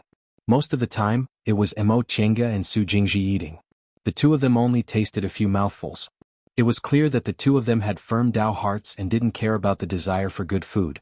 After randomly eating some food, Mo Chenga and Su Jingji ordered the servants to deliver food every day and didn't have to spend time coming here anymore. Originally, all the disciples in the sect were like this. No one was willing to spend time on the road every day. Every day they would just ask someone to deliver food. After leaving the dining hall, the 4 of them strolled around Mount Yunwu with Su Jingji leading the way. After familiarizing themselves with the terrain, they went back together. By now, Mo Chenga had more or less memorized the terrain of this mountain. Mount Yunwu had 2 peaks, the north and the south. Newcomers like them were all assigned to the south peak. The south peak was shorter and the spirit chi there was also less. The mountain gate was directly connected to the market square, so it was very convenient for low-level disciples to stay here. The north peak, on the other hand, was a lot taller, and the spiritual aura there was also several times better. Apparently, only those who had built their foundation could move to the north peak. For aura refining disciples like them, they couldn't go to the North Peak without a task. On the Southern Peak, there was the True Treasure Hall, the Deacon's Hall, and the Tao Propagation Palace. The real Treasure Hall was where the sect leader handled matters. However, the sect leader was usually on the North Peak, and the disciples on the South Peak were all managed by the Deacon's Hall. The Deacon's Hall managed all the affairs of the aura-refining disciples, such as assigning tasks, distributing spirit stones and medicinal pills, arranging accommodation, handling disputes, and so on. The Tao Propagation Palace, on the other hand, was a place for preaching Tao. Every 10 days, a foundation-building cultivator would preach there, and occasionally core formation cultivators would come. This was the most popular event for aura-refining disciples. As for the errands, they were usually done by the odd-job disciples. So-called part-time disciples were different from formal disciples like them. Every 10 years, when the mountain gate was opened to recruit disciples based on their spiritual roots, some people with poor spiritual roots who failed to be selected would volunteer to become part-time disciples. Their job was to handle some chores such as guarding the gate, running errands, cleaning, and so on. The ones who served them in the dining hall were the part-time disciples. Like them, part-time disciples were also given spirit stones according to the tasks they did. However, they didn't get medicinal pills. If a foundation-building elder fancied a part-time disciple, he or she could be promoted to a formal disciple. So many people were willing to become part-time disciples. Of course, it didn't mean that formal disciples didn't have to do anything. For example, guarding the mountain gate required a formal disciple to lead them. Taking care of spiritual plants, concocting pills, and refining tools were all done by formal disciples and a few part-time disciples. However, compared to part-time disciples, formal disciples only needed to do 1 or 2 tasks every year, so they had a lot of time to cultivate. When they returned to their residence, they found an unfamiliar cultivator watering 2 spiritual plants next to the first room. When they were sent here yesterday, the 2 aura-refining disciples told them that the first room was where the manager lived. The manager of their residence was Senior Marshal Brother Zhou, but he wasn't here for the time being. When they saw this person, everyone's expression changed. This person's cultivation level was actually slightly higher than a 10th layer aura-refining cultivator, but he hadn't reached the foundation-building realm yet, so he seemed to be in the 11th layer. According to the classification of aura-refining realms, the 1st to the 4th layer was the early stage of the aura-refining realm, the 5th to the 7th layer was the middle stage, the 8th to the 10th layer was the late stage, and the 10th layer was the peak stage of the aura-refining realm. However, there was one situation where a cultivator's cultivation level was higher than the 10th layer of the aura-refining realm, but he wasn't in the foundation-building realm. That was when a cultivator ate a foundation-building pill but didn't succeed in building his foundation, but completely absorbed the medicinal power of the foundation-building pill, thus advancing to the 11th layer of the aura-refining realm. Normally, if one failed in building their foundation, their spiritual aura wouldn't increase. Once this happened, the cultivator would only need 2 foundation-building pills at most to successfully build their foundation. If an 11th layer aura-refining cultivator took a foundation-building pill, they might be able to advance to the 12th layer, but if a 12th layer aura-refining cultivator took a foundation-building pill, they would definitely advance to the foundation-building realm. As for ordinary disciples, the success rate of taking a foundation-building pill was no more than 10 to 20%. Therefore, whenever a disciple in the 11th layer of the aura-refining realm appeared, the next foundation-building pill would definitely fall into their hands. In other words, they were almost all foundation-building cultivators. Apparently, this person was their supervisor, Senior Marshal Brother Zhou. It was no wonder that the supervisor of the female courtyard was a foundation-building martial uncle, but they were actually a senior martial brother. It turned out that this senior martial brother wasn't an ordinary disciple. While they were still in shock, Senior Marshal Brother Zhou had already finished watering the spiritual plants. He turned around and swept a glance at them. While putting away the watering tools, he said, "You're the new disciples?" They regained their senses and hastily saluted him. "Greetings, Senior Marshal Brother Zhou." Senior Marshal Brother Zhou uttered an N, then went back to trimming the leaves. He said, "Since you're living here, you have to abide by my rules. I don't care whether you cultivate or play around, but you're not allowed to disturb other people, you're not allowed to go to places you're not allowed to go, and you're not allowed to fight. If you need to leave the mountain, you need to inform me. If you have a dispute with someone else, you also need to report to me. Of course, if you encounter any problems in your cultivation, you can also come to me. Understood?" They all answered in unison, "Yes." Senior Marshal Brother Zhou waved his hand. "That's enough. You can go now. They saluted him again before returning to their small living room. Once they closed the door, Su Jingji immediately said enviously, "So this is the 11th layer of the aura refining realm. This senior martial brother Zhou's luck is really good. How could Mo Chenga not think so? With her spiritual roots, the possibility of her building her foundation was really very small." Although the 11th layer of the aura refining realm wasn't the foundation building realm, it was tantamount to having one foot in the door of the foundation building realm. Louis Dao said, "Among us who entered the sect, which one of us didn't come for the foundation building pills? I just don't know if we'll be as lucky as senior martial brother Zhou. If we can enter the 11th layer of the aura refining realm, then we'll have hope in building our foundation." Qin Shi said, "I heard there's still 3 years until the sect's internal competition.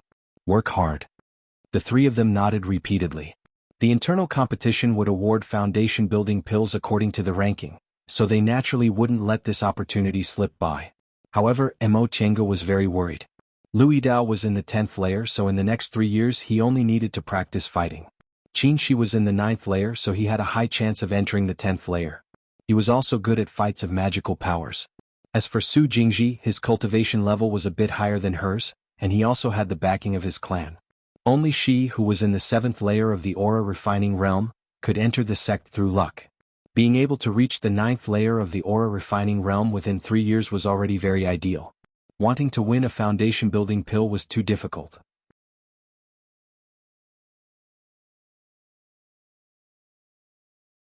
Chapter 40. Several days later, a part-time disciple came to deliver their uniforms. Senior martial brother Zhou told them that a foundation-building martial uncle would give a sermon in the Tao Preaching Palace today. The uniforms of Mount Yunwu disciples were cyan with clouds and the words, Yunwu Sect, embroidered on the cuffs. The uniforms of aura refining disciples like them couldn't be considered good-looking. Mo Chenga recalled the clothes Yi Jingwen wore in her memory. They were really elegant and much better than Yunwu Sect's clothes. She then laughed at herself. Sure enough, a woman's nature was hard to change. She tightened her chest, wrapped her waist a few more times and put on a robe. She looked at her flat figure in the mirror with satisfaction. She didn't look like a woman at all. For immortal cultivators, it was safer to use magic or spiritual weapons like this. However, it was getting harder and harder for her to pretend. After she turned 15, the difference between her and a man became bigger and bigger.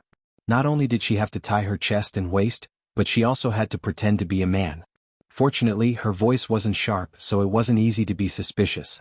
After confirming there were no problems, she opened the door and saw that the other 3 people were ready. As for Jiang Shanghong, he had long left on his own. That person was incompatible with them, but it didn't matter. As cultivators, they didn't care about establishing friendships and the like. The reason why the 4 of them always moved together was because Louis Dao and Su Jingji were very cordial.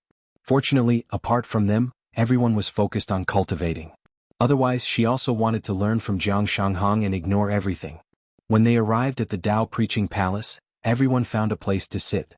Before long, a middle-aged Taoist with a foundation building cultivation walked up and sat on the praying mat at the very front, facing everyone. Everyone hurriedly stood up and bowed. "Greetings, martial uncle." The Taoist nodded. "Disciples, please sit." There were at least several hundred people in the Tao Preaching Palace. At this moment, everyone was sitting cross-legged on the praying mats in silence. The Taoist examined them and said, "My Taoist name is Qingyu.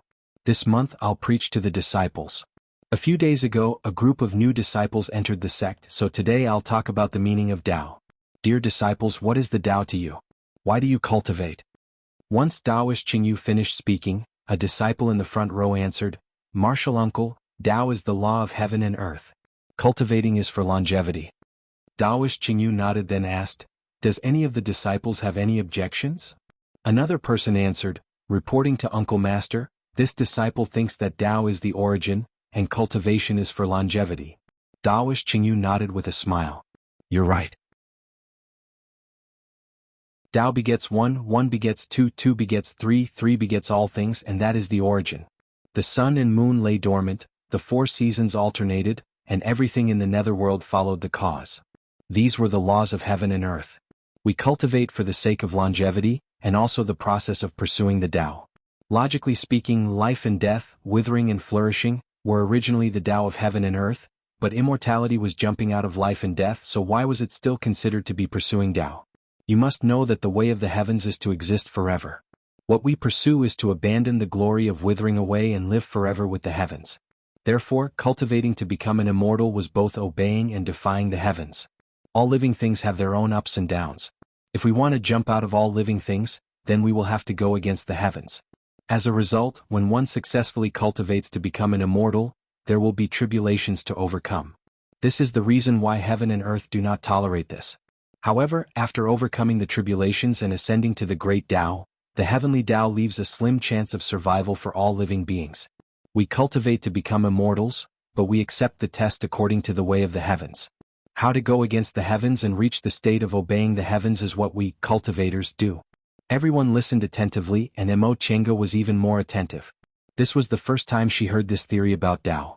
The path of cultivation was vastly different, and everyone had their own understanding. What this martial uncle said was different from what second uncle said. The day passed in the blink of an eye. When the time came for the lecture to end, the four of them had gained some understanding. On their way back, Louis Dao sighed and said, "It was originally a fated chance that I was able to embark on the path of cultivation. If someone had taught me like this at that time, I wouldn't have wasted my time until now."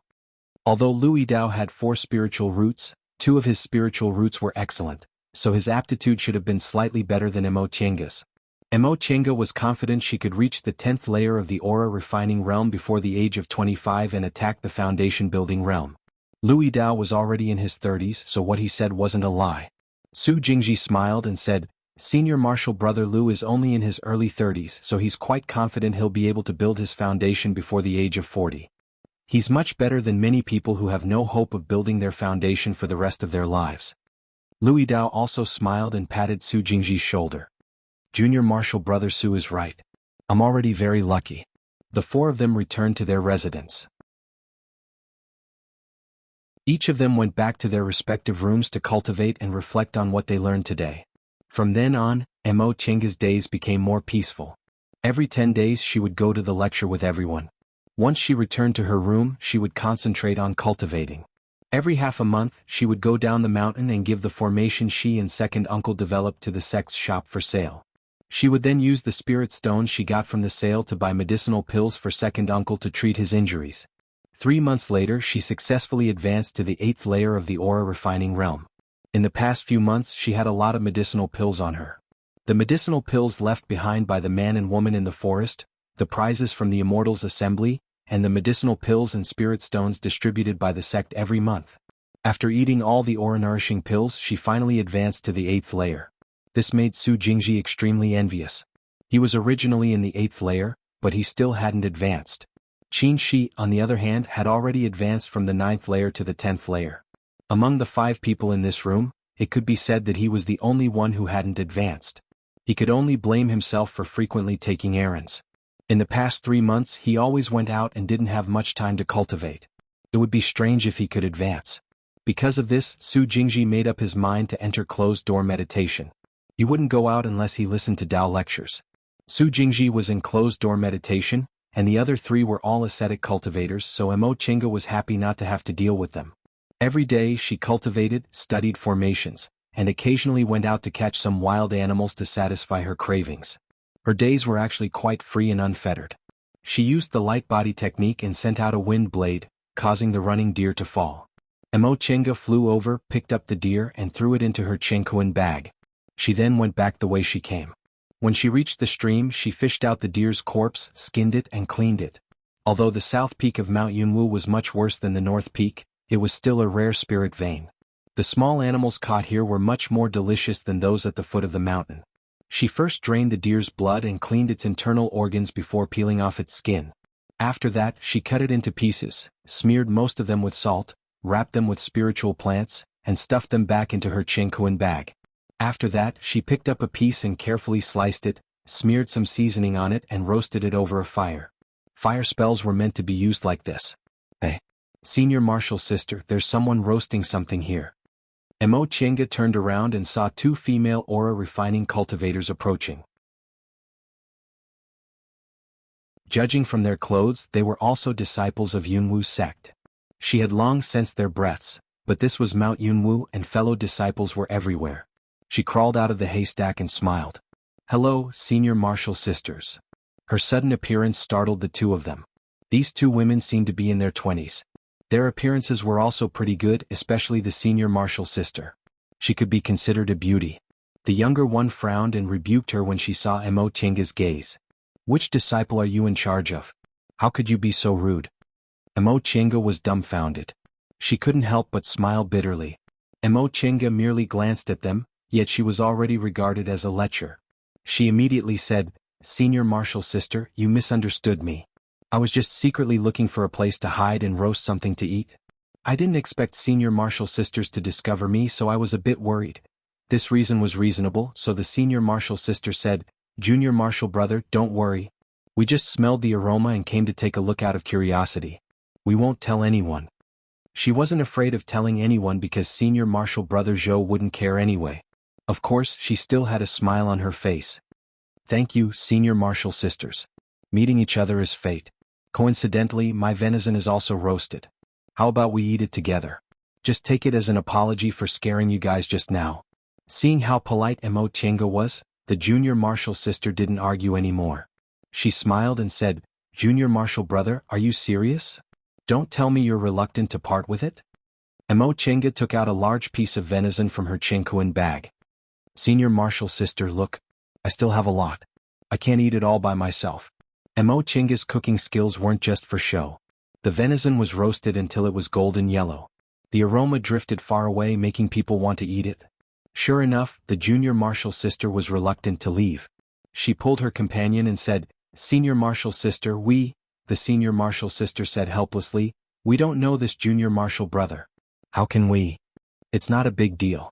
He said he wanted to apologize to us. Yes. Emo Chinga giggled and took over the conversation. Senior martial sister, don't hesitate. Just treat it as me bribing you after you discovered me eating secretly. The junior martial sister clapped her hands happily. Her impression of Emo Chinga improved greatly. What junior martial brother said is reasonable. Senior martial sister, don't be polite with him. What else could the senior martial sister say? They could only let her be. The three of them got to know each other. As it turned out, these two female cultivators were the disciples of Martial Uncle Lin from the women's yard. Emo Chinga learned from them that Martial Uncle Lin's name was Lin Qingwan. She was also a well-known foundation-building cultivator in Yunwu sect. In fact, she didn't live in the South Peak. It was just that the female disciples in the South Peak were under her management. The person who really managed them on her behalf was this senior martial sister in front of them, Shinbing. This junior martial sister was called Murong Yen. She was Martial Uncle Lin's youngest disciple. After chatting with them, Emo Chinga learned that Shinbing was a cultivator with double spiritual roots. She was just 20 years old this year, but her cultivation level was already in the peak stage of the aura refining realm. Murong Yen also had triple spiritual roots. She was 18 years old this year and her cultivation level was in the 8th layer of the aura refining realm. Shinbing wasn't a big deal, but judging from Murong Yan's temperament, she definitely wasn't a person who was willing to cultivate painstakingly. Her spiritual roots were also ordinary, but her cultivation level was actually in the 8th layer. From this, it could be seen that compared to individual cultivators, the disciples of cultivation groups were blessed by heaven. Although Emo Chinga didn't deliberately want to make friends with them, there was no harm in having more friends in this cultivation group. After all, these two were advanced inner disciples of foundation-building cultivators. Besides, she was really lonely. She couldn't reveal her identity as a woman. She had to keep a distance from male cultivators and it wasn't easy for her to meet female cultivators. She often recalled her childhood with Tianxiao and longed to have a friend like that. Sometimes when she was cultivating she would think, if she could start over, would she choose to be immortal and live a peaceful life, or would she come to the cultivation world and struggle to cultivate, struggling to walk on the road to immortality? If she was really a man she might not hesitate. However, as a woman she was still emotional.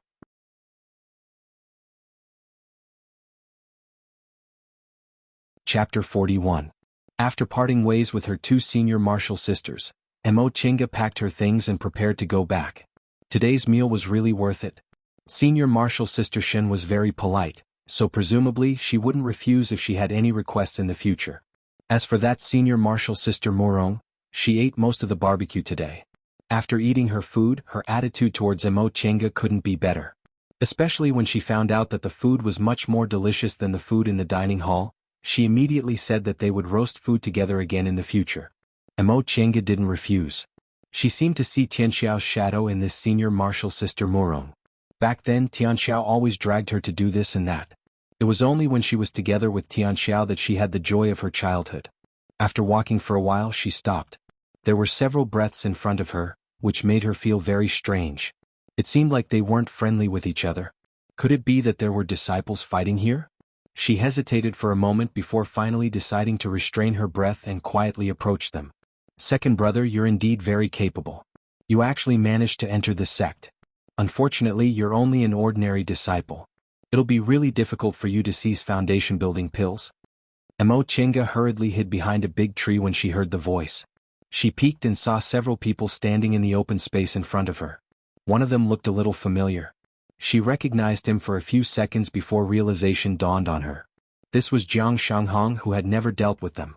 Several people stood in front of him. All of them looked like youths, but they looked like hooligans. In comparison, Jiang Shanghong's gloomy aura didn't make people feel so uncomfortable.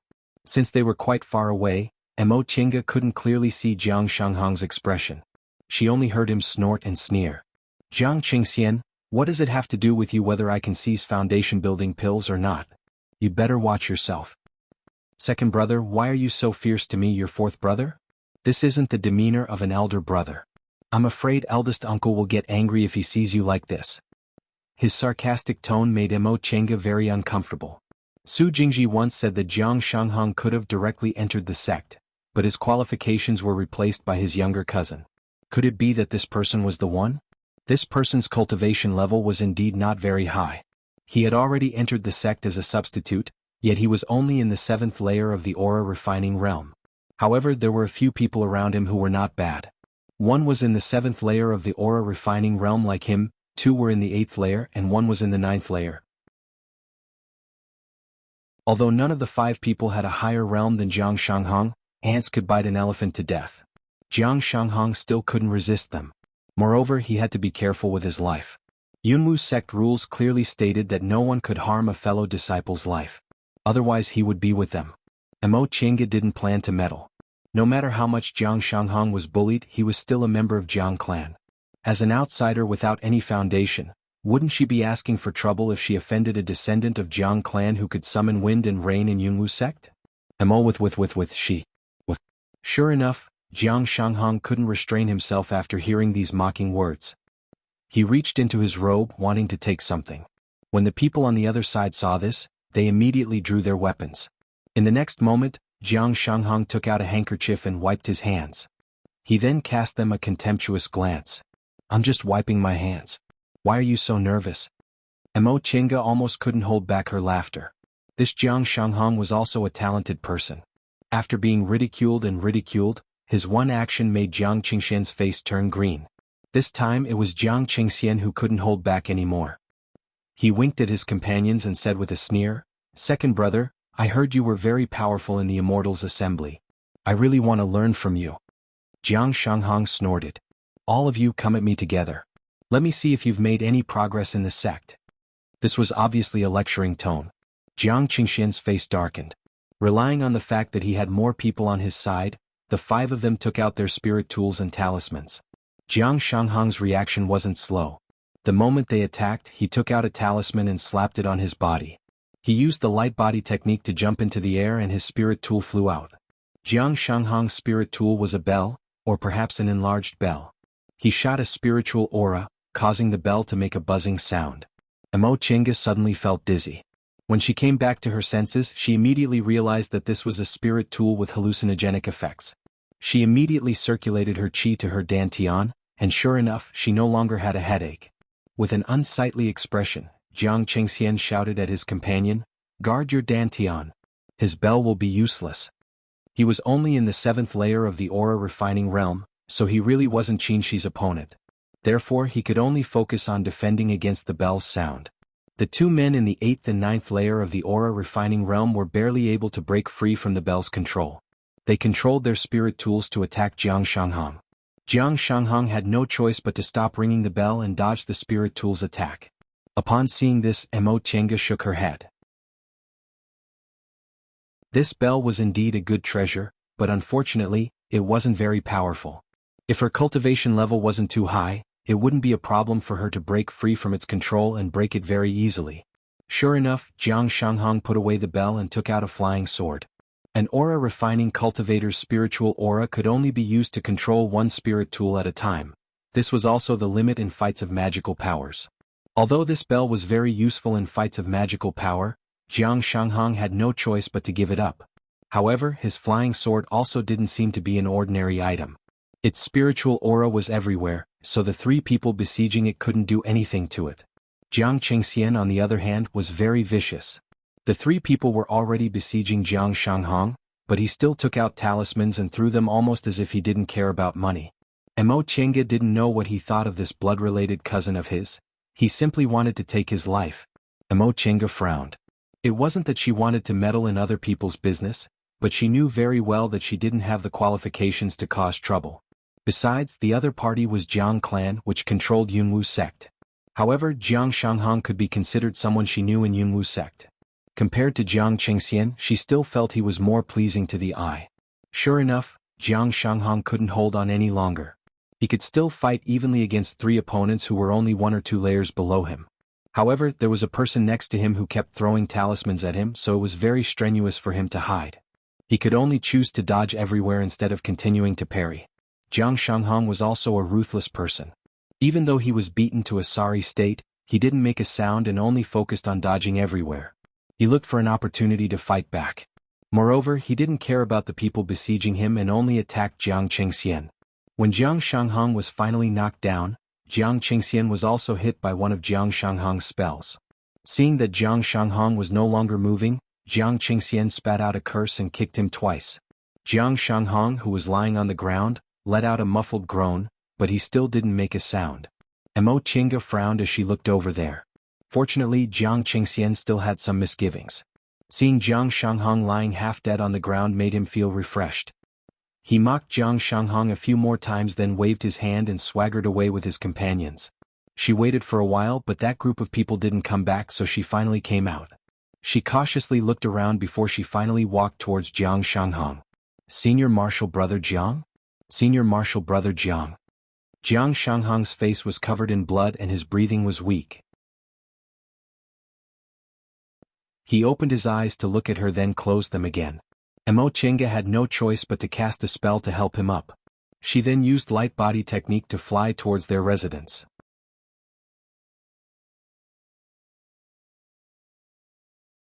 Chapter 42. Mo Chenga stealthily carried Jiang Shanghong back, then carried him into the house and knocked on Lui Dao's door. "Senior Marshal Brother Liu, Senior Marshal Brother Liu?"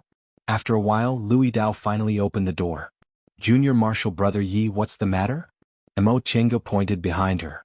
Lui Dao was shocked when he saw what was behind her. Jiang Shanghong was lying on a chair, his face covered in blood and on the verge of death. Lui Dao first checked Jiang Shanghong's injuries to confirm they weren't life-threatening. He then looked outside the house to make sure there was no one else there before asking in a low voice, "What's going on?" Mo Chenga pointed at Jiang Shanghong, then at his house. "Senior Marshal Brother Liu, let's talk inside." Lui Dao thought for a moment, then nodded. All the doors outside were open, so it wasn't a good place to talk. At that moment, the other 2 doors opened. Su Jingji and Qin Shi also came out. Upon seeing this scene, Su Jingji was also gobsmacked while Qin Shi wrinkled his brows. Lui Dao gestured for them to be quiet, then carried Jiang Shanghong into his house. He took out a medicinal pill and fed it to him before signaling the others to come in. After the other 3 people entered his room and closed the door, Lui Dao asked, "Junior Marshal Brother Yi, what's going on?" Mo Chenga told him what happened, then said, "From what I saw, Jiang Qingxian didn't seem to be afraid Senior Marshal Brother Jiang would reveal this matter, so he didn't dare to make it public and secretly brought him back." Su Jingji interrupted, "Junior Marshal Brother Yi did the right thing. Among the 2 core formation grandmasters of Jiang clan, one of them is Jiang Qingxian's direct elder. Because of that, Jiang Qingxian has an elder protecting him, so he's completely lawless. Since he dared to beat Senior Marshal Brother Jiang like this, others definitely won't dare to do anything to him. If people find out it was Junior Marshal Brother Yi who brought him back, they might even implicate him." They weren't as good as Su Jingji when it came to matters related to clans and sects, so they didn't object. Mo Chenga said with a bitter expression, I just thought Senior Marshal Brother Jiang would have most likely been injured even if he survived being thrown there. Besides, Jiang Qingxian really went too far. Lu Yidao patted Mo Chenga's shoulder and comforted her. Rest assured, only the few of us know about this. It'll be fine as long as we don't tell anyone else. In the future, tell Junior Marshal Brother Jiang to go out less.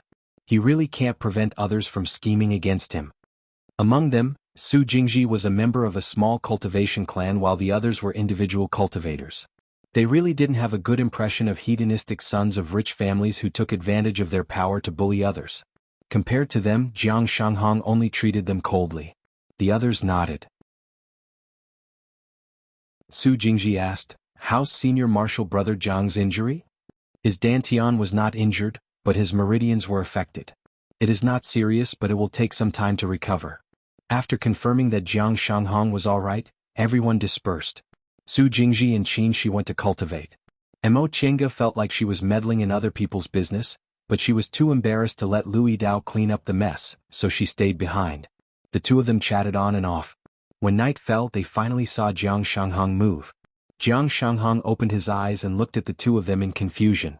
Soon after, a vigilant look appeared in his eyes. He abruptly sat up, but his wound hurt. His face immediately scrunched up. Lu Yidao comforted him.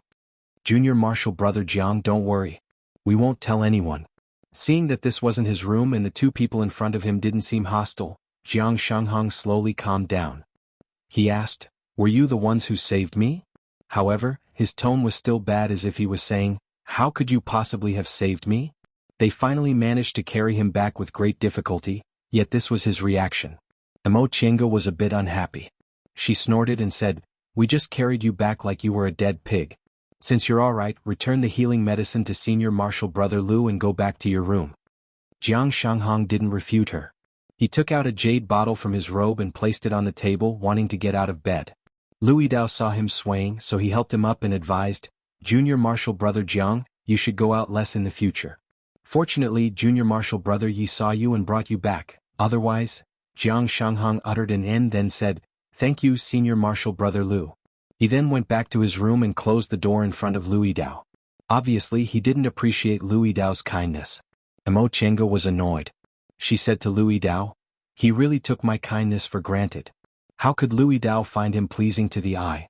It was just that he had a lot of experience and was a lot more mature, so he could only advise her, 'Forget it. Since Junior Marshal Brother Jiang doesn't want to deal with us, we'll just stop dealing with him in the future.'" In any case, she didn't have any dealings with Jiang Shanghong. This time she only brought him back conveniently, so she didn't need to be angry. "Forget it. Senior Marshal Brother Lu, I'm going back to cultivate."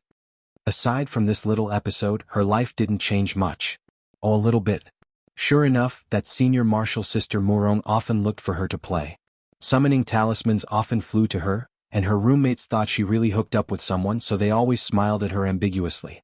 But since she invited her so enthusiastically, she couldn't refuse. Besides, this Senior Marshal Sister Murong always used all kinds of seeds to seduce her, so she couldn't help but go. "Junior Marshal Brother Yi, hurry up." "I can't hurry."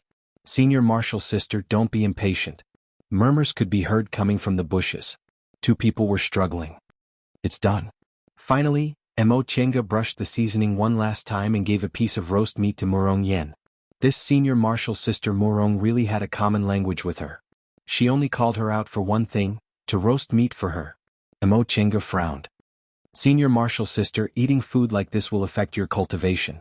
While gnawing on a piece of pork rib, Murong Yen rolled her eyes. Murong Yen gnawed on a piece of pork rib as she rolled her eyes. "Don't think I don't know that food with spiritual aura has less pill poison left behind than medicinal pills. You just don't want to roast it for me. It's not that I don't want to give Senior Marshal Sister face, but Senior Marshal Sister, you're leaning on a big tree to enjoy the shade, so you don't know the difficulties ordinary disciples like us face. The group's minor competition will be held in 3 years. My cultivation level is only in the 8th layer, so if I don't work hard, I'll have no hope. I can only wait another 10 years. Murong Yen could understand Mo Chenga's words. She pondered for a while, then said, "Senior Marshal Sister also feels bad for delaying your cultivation. How about this? Junior Marshal Brother, every time you sneak out to eat, send me a summoning talisman. Is that okay?" What did she mean by sneak? Emo Chenga nodded gloomily. No problem.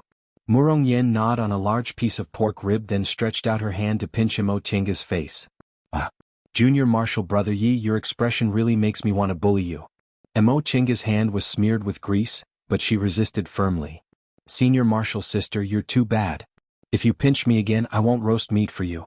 Murong Yen was still smiling. If you don't roast meat for me, I'll pinch you again. Emo Chenga retreated in defeat. Fine, I'll roast you another piece. Don't pinch me. After accepting the bribe, Murong Yen let go. While drooling, she stared at Emo Chenga roasting and asked, Junior Marshal Brother Yi, are you really 17? Why do you look like you're 14 or 15? Her question made Emo Chenga even more depressed. She couldn't do anything about it. Among women, she wasn't considered tall, let alone as a man.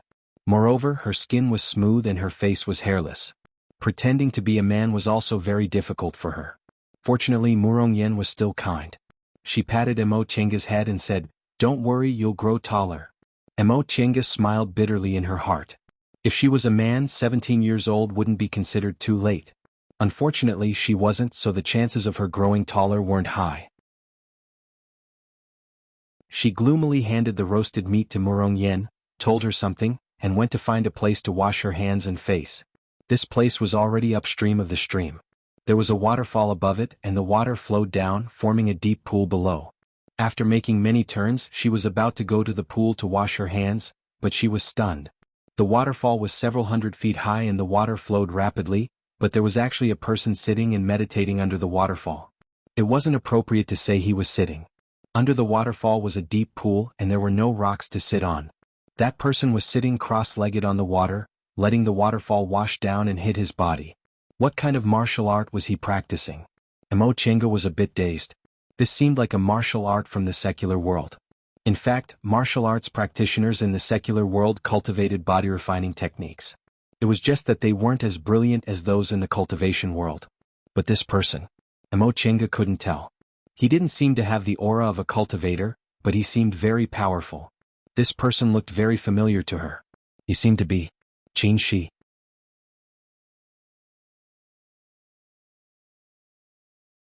Chapter 43. Emo Chenga wasn't too familiar with this Qin Shi. Although he wasn't like Jiang Shanghong who didn't interact with them at all, he had always been very cold.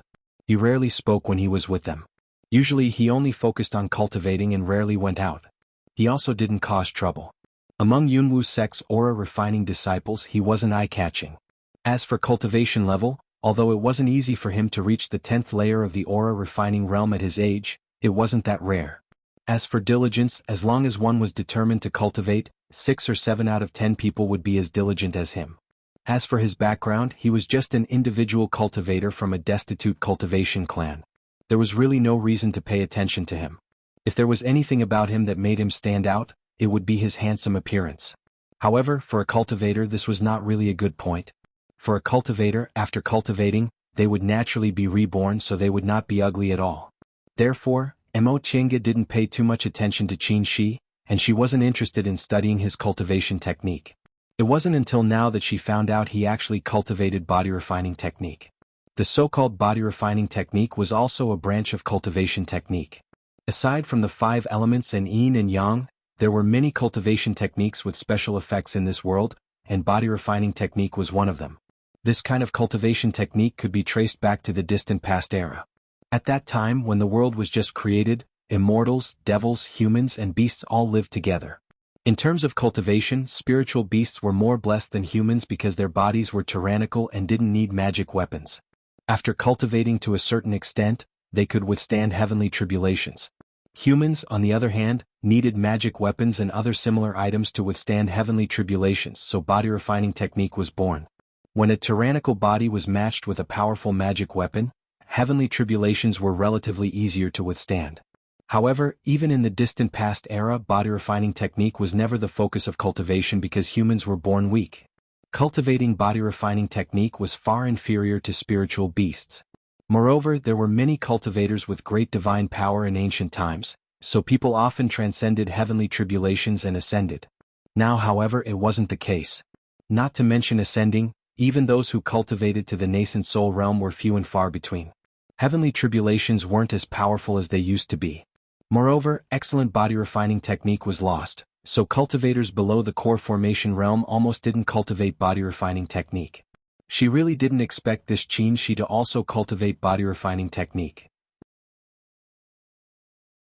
It seemed his talent was indeed outstanding, but she didn't know why he wasn't accepted by other cultivation groups. After looking for a while, she washed her hands and face and went back the way she came. What kind of cultivation technique he practiced was his private matter. She couldn't be bothered to look into it. As soon as they returned, Murong Yen made a big fuss. "Junior Marshal Brother Yi, you actually took so long to wash your face." Mo Chenga said, "Senior Marshal Sister, it's getting late. Aren't you going back yet?" Murong Yen looked at the color of the sky. It was already afternoon, so she was extremely reluctant to part. "Junior Marshal Brother Yi, the next time you come out, you must call me." Mo Chenga nodded. N. Murong Yen took out a bag from her pocket and handed it to Mo Chenga. "Here, next time you call me, I'll give you something good." "Thank you, Senior Marshal Sister." The reason she was willing to be ordered around by this Senior Marshal Sister as a manservant was precisely because of this thing. Ever since Murong Yen found out about the characteristics of Mo Chenga's magic arts, she used seeds to seduce Mo Chenga. That was why Mo Chenga came to work as a manservant. Murong Yen had a senior marshal brother who worked in the group's medicinal garden, so it was very convenient for him to get seeds. Mo Chenga didn't have any connections, but someone was willing to help her, so she naturally seized the opportunity. In any case, she only needed to roast something. She could exchange it for a few bags of seeds that couldn't be bought. "Alright, I know it's because of this thing that you're willing to let me order you around. Alright, I'm going back." Murong Yen waved her hand at Mo Chenga. She wiped her hands clean and pretended to be a virtuous lady before she leisurely walked away. Mo Chenga couldn't help but laugh as she watched Murong Yan's back. This was also where Senior Marshal Sister Murong was similar to Tianxiao. She obviously loved to play around, but she had no choice but to pretend to be a virtuous lady. Tianxiao. Mo Chenga probably wouldn't see her again in this lifetime. Yi Jingwen said that if she succeeded in her cultivation, she could naturally go back to see her relatives. But later she realized it was best not to go back after separating from the secular world. Otherwise it would be very difficult to accept the birth, death and old age of her relatives. To avoid affecting her cultivation, since she'd already severed her ties with the secular world, it was better not to go back. With a faint sense of sadness, Mo Chenga returned to her room. There were several breaths in the other rooms. Presumably they were all cultivating. Mo Chenga also returned to her room and began to examine the seeds Murong Yen gave her these past few days. She recognized some seeds but didn't recognize others. Most of them were seeds of medicinal plants. They didn't have any special uses and couldn't be used in fights of magical power. Her greenwood art was used to plant spiritual aura inside the seeds the moment they were sprouted. In a split second those plants would grow and be used to attack. Therefore, seeds that didn't have any special uses or needed too much spiritual aura to grow also wouldn't work. This was the limit. Only some low-grade plants could be used to attack. After looking at some seeds, Mo Chenga really couldn't recognize them, so she got up and prepared to go to 10,000 Laws Pavilion. The so-called 10,000 Laws Pavilion was the place where Yunwu sect collected cultivation techniques. Sect disciples could go there once a month. According to their cultivation levels they could choose some and bring them back. Ever since she entered the sect, Mo Chenga hadn't gone there because she already had the art of Sunu for cultivation and the greenwood art for fights of magical power. She didn't need to choose other cultivation techniques. Compared to other buildings, 10,000 Laws Pavilion's location was rather special. It was neither on the south peak nor the north peak. Instead it was located in a remote valley between the two peaks. Mo Chenga searched for a while before she finally found the entrance by following the traces of a formation. It was a cave that didn't stand out at all. As soon as she approached the cave entrance, the formation at the entrance suddenly emitted a dazzling light. Mo Chenga didn't panic. Instead, she placed her identity tablet on an empty spot on the mountain wall, and the light immediately faded. The outermost formation of 10,000 Laws Pavilion could be entered as long as one had a disciple's identity tablet. After she stepped into the cave, she saw a very spacious hall inside. There were cave entrances with restrictions on 3 sides, but she didn't know where they led to. Moonstones illuminated the cave as bright as day. The inside of the cave was cool and dry. Mo Chenga didn't know whether this was the effect of a formation or not, but it wasn't only suitable for preserving jade slips. Some books made of paper or other materials could also be preserved. In the corner of the cave there was a huge table. Behind the table sat several aura-refining cultivators with ordinary cultivation levels. Some of them were meditating and some of them were dozing off with their heads tilted.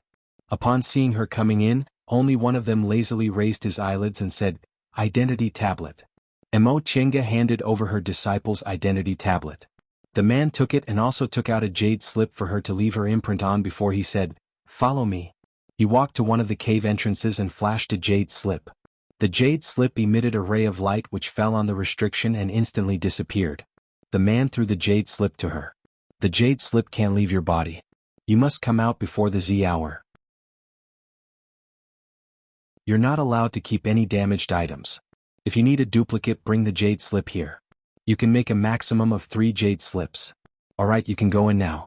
Mo Chenga thanked him, then took the jade slip and entered the cave. This cave was a bit bigger than the hall outside. The front was densely packed with books, and in the back, aside from jade slips, there were all kinds of strange things. She walked over and flipped through the books first. She found that most of them were ordinary cultivation techniques or were passed down in the mortal world. Presumably, the things recorded in these books weren't profound. Towards the back, there were things recorded on the cauldron. There was a piece of metal engraved with densely packed words, as well as a glass bead that seemed to have many words inside. These things were not ordinary. They were either alchemy techniques, mystical items, or special magical techniques. Mo Chenga first chose a jade slip called The Complete Guide to Spiritual Plants. Then she began to slowly look for useful things inside. She didn't need cultivation techniques, and she didn't have the energy to learn pill concocting, tool refining, and the like. Thus, she found a book called The Essence of Formations. Finally, she found a jade slip that recorded the history of Yunwu sect. When she went out, the disciple guarding the cave was a bit surprised. He asked, "You've already chosen?" It wasn't strange for him to be surprised. After looking at Mo Chenga's identity tablet, he knew she was a disciple who came here for the first time. Which disciple didn't choose something carefully during their first time in 10,000 Laws Pavilion and spent a lot of time choosing something good? Unlike her, who came out after only an hour. Mo Chenga nodded and handed over the jade tablet and 3 jade slips. "Sorry for troubling you, senior martial brother." The disciple took them and raised his chin at her. 3 spirit stones. Ha! Mo Chenga was dumbfounded. "Spirit stones?" The disciple said somewhat impatiently, "Junior martial brother, don't you know that copying jade slips requires spirit stones?" She indeed didn't know. However, copying a jade slip for 1 jade slip wasn't a lot, so she immediately took out the spirit stones and handed them over. The disciple took them and quickly copied the jade slips and handed them back to her. Mo Chenga took them and thanked him. Although 3 spirit stones wasn't a lot, ordinary aura-refining disciples only got 5 spirit stones a month. If she came in every month to copy 3 jade slips, she'd be spending more than half of her spirit stones. Apparently, even if she entered a cultivation group, her days wouldn't be too good. You're tuning in to the Han Li's Wuxia Chronicles YouTube channel. We're so grateful for your support, and don't forget to subscribe to join us on this incredible journey through captivating stories. Your generosity through donations truly makes a world of difference, as it's the primary source of revenue that allows me to expand and enhance this channel for you. Thank you from the bottom of my heart for being a part of this adventure.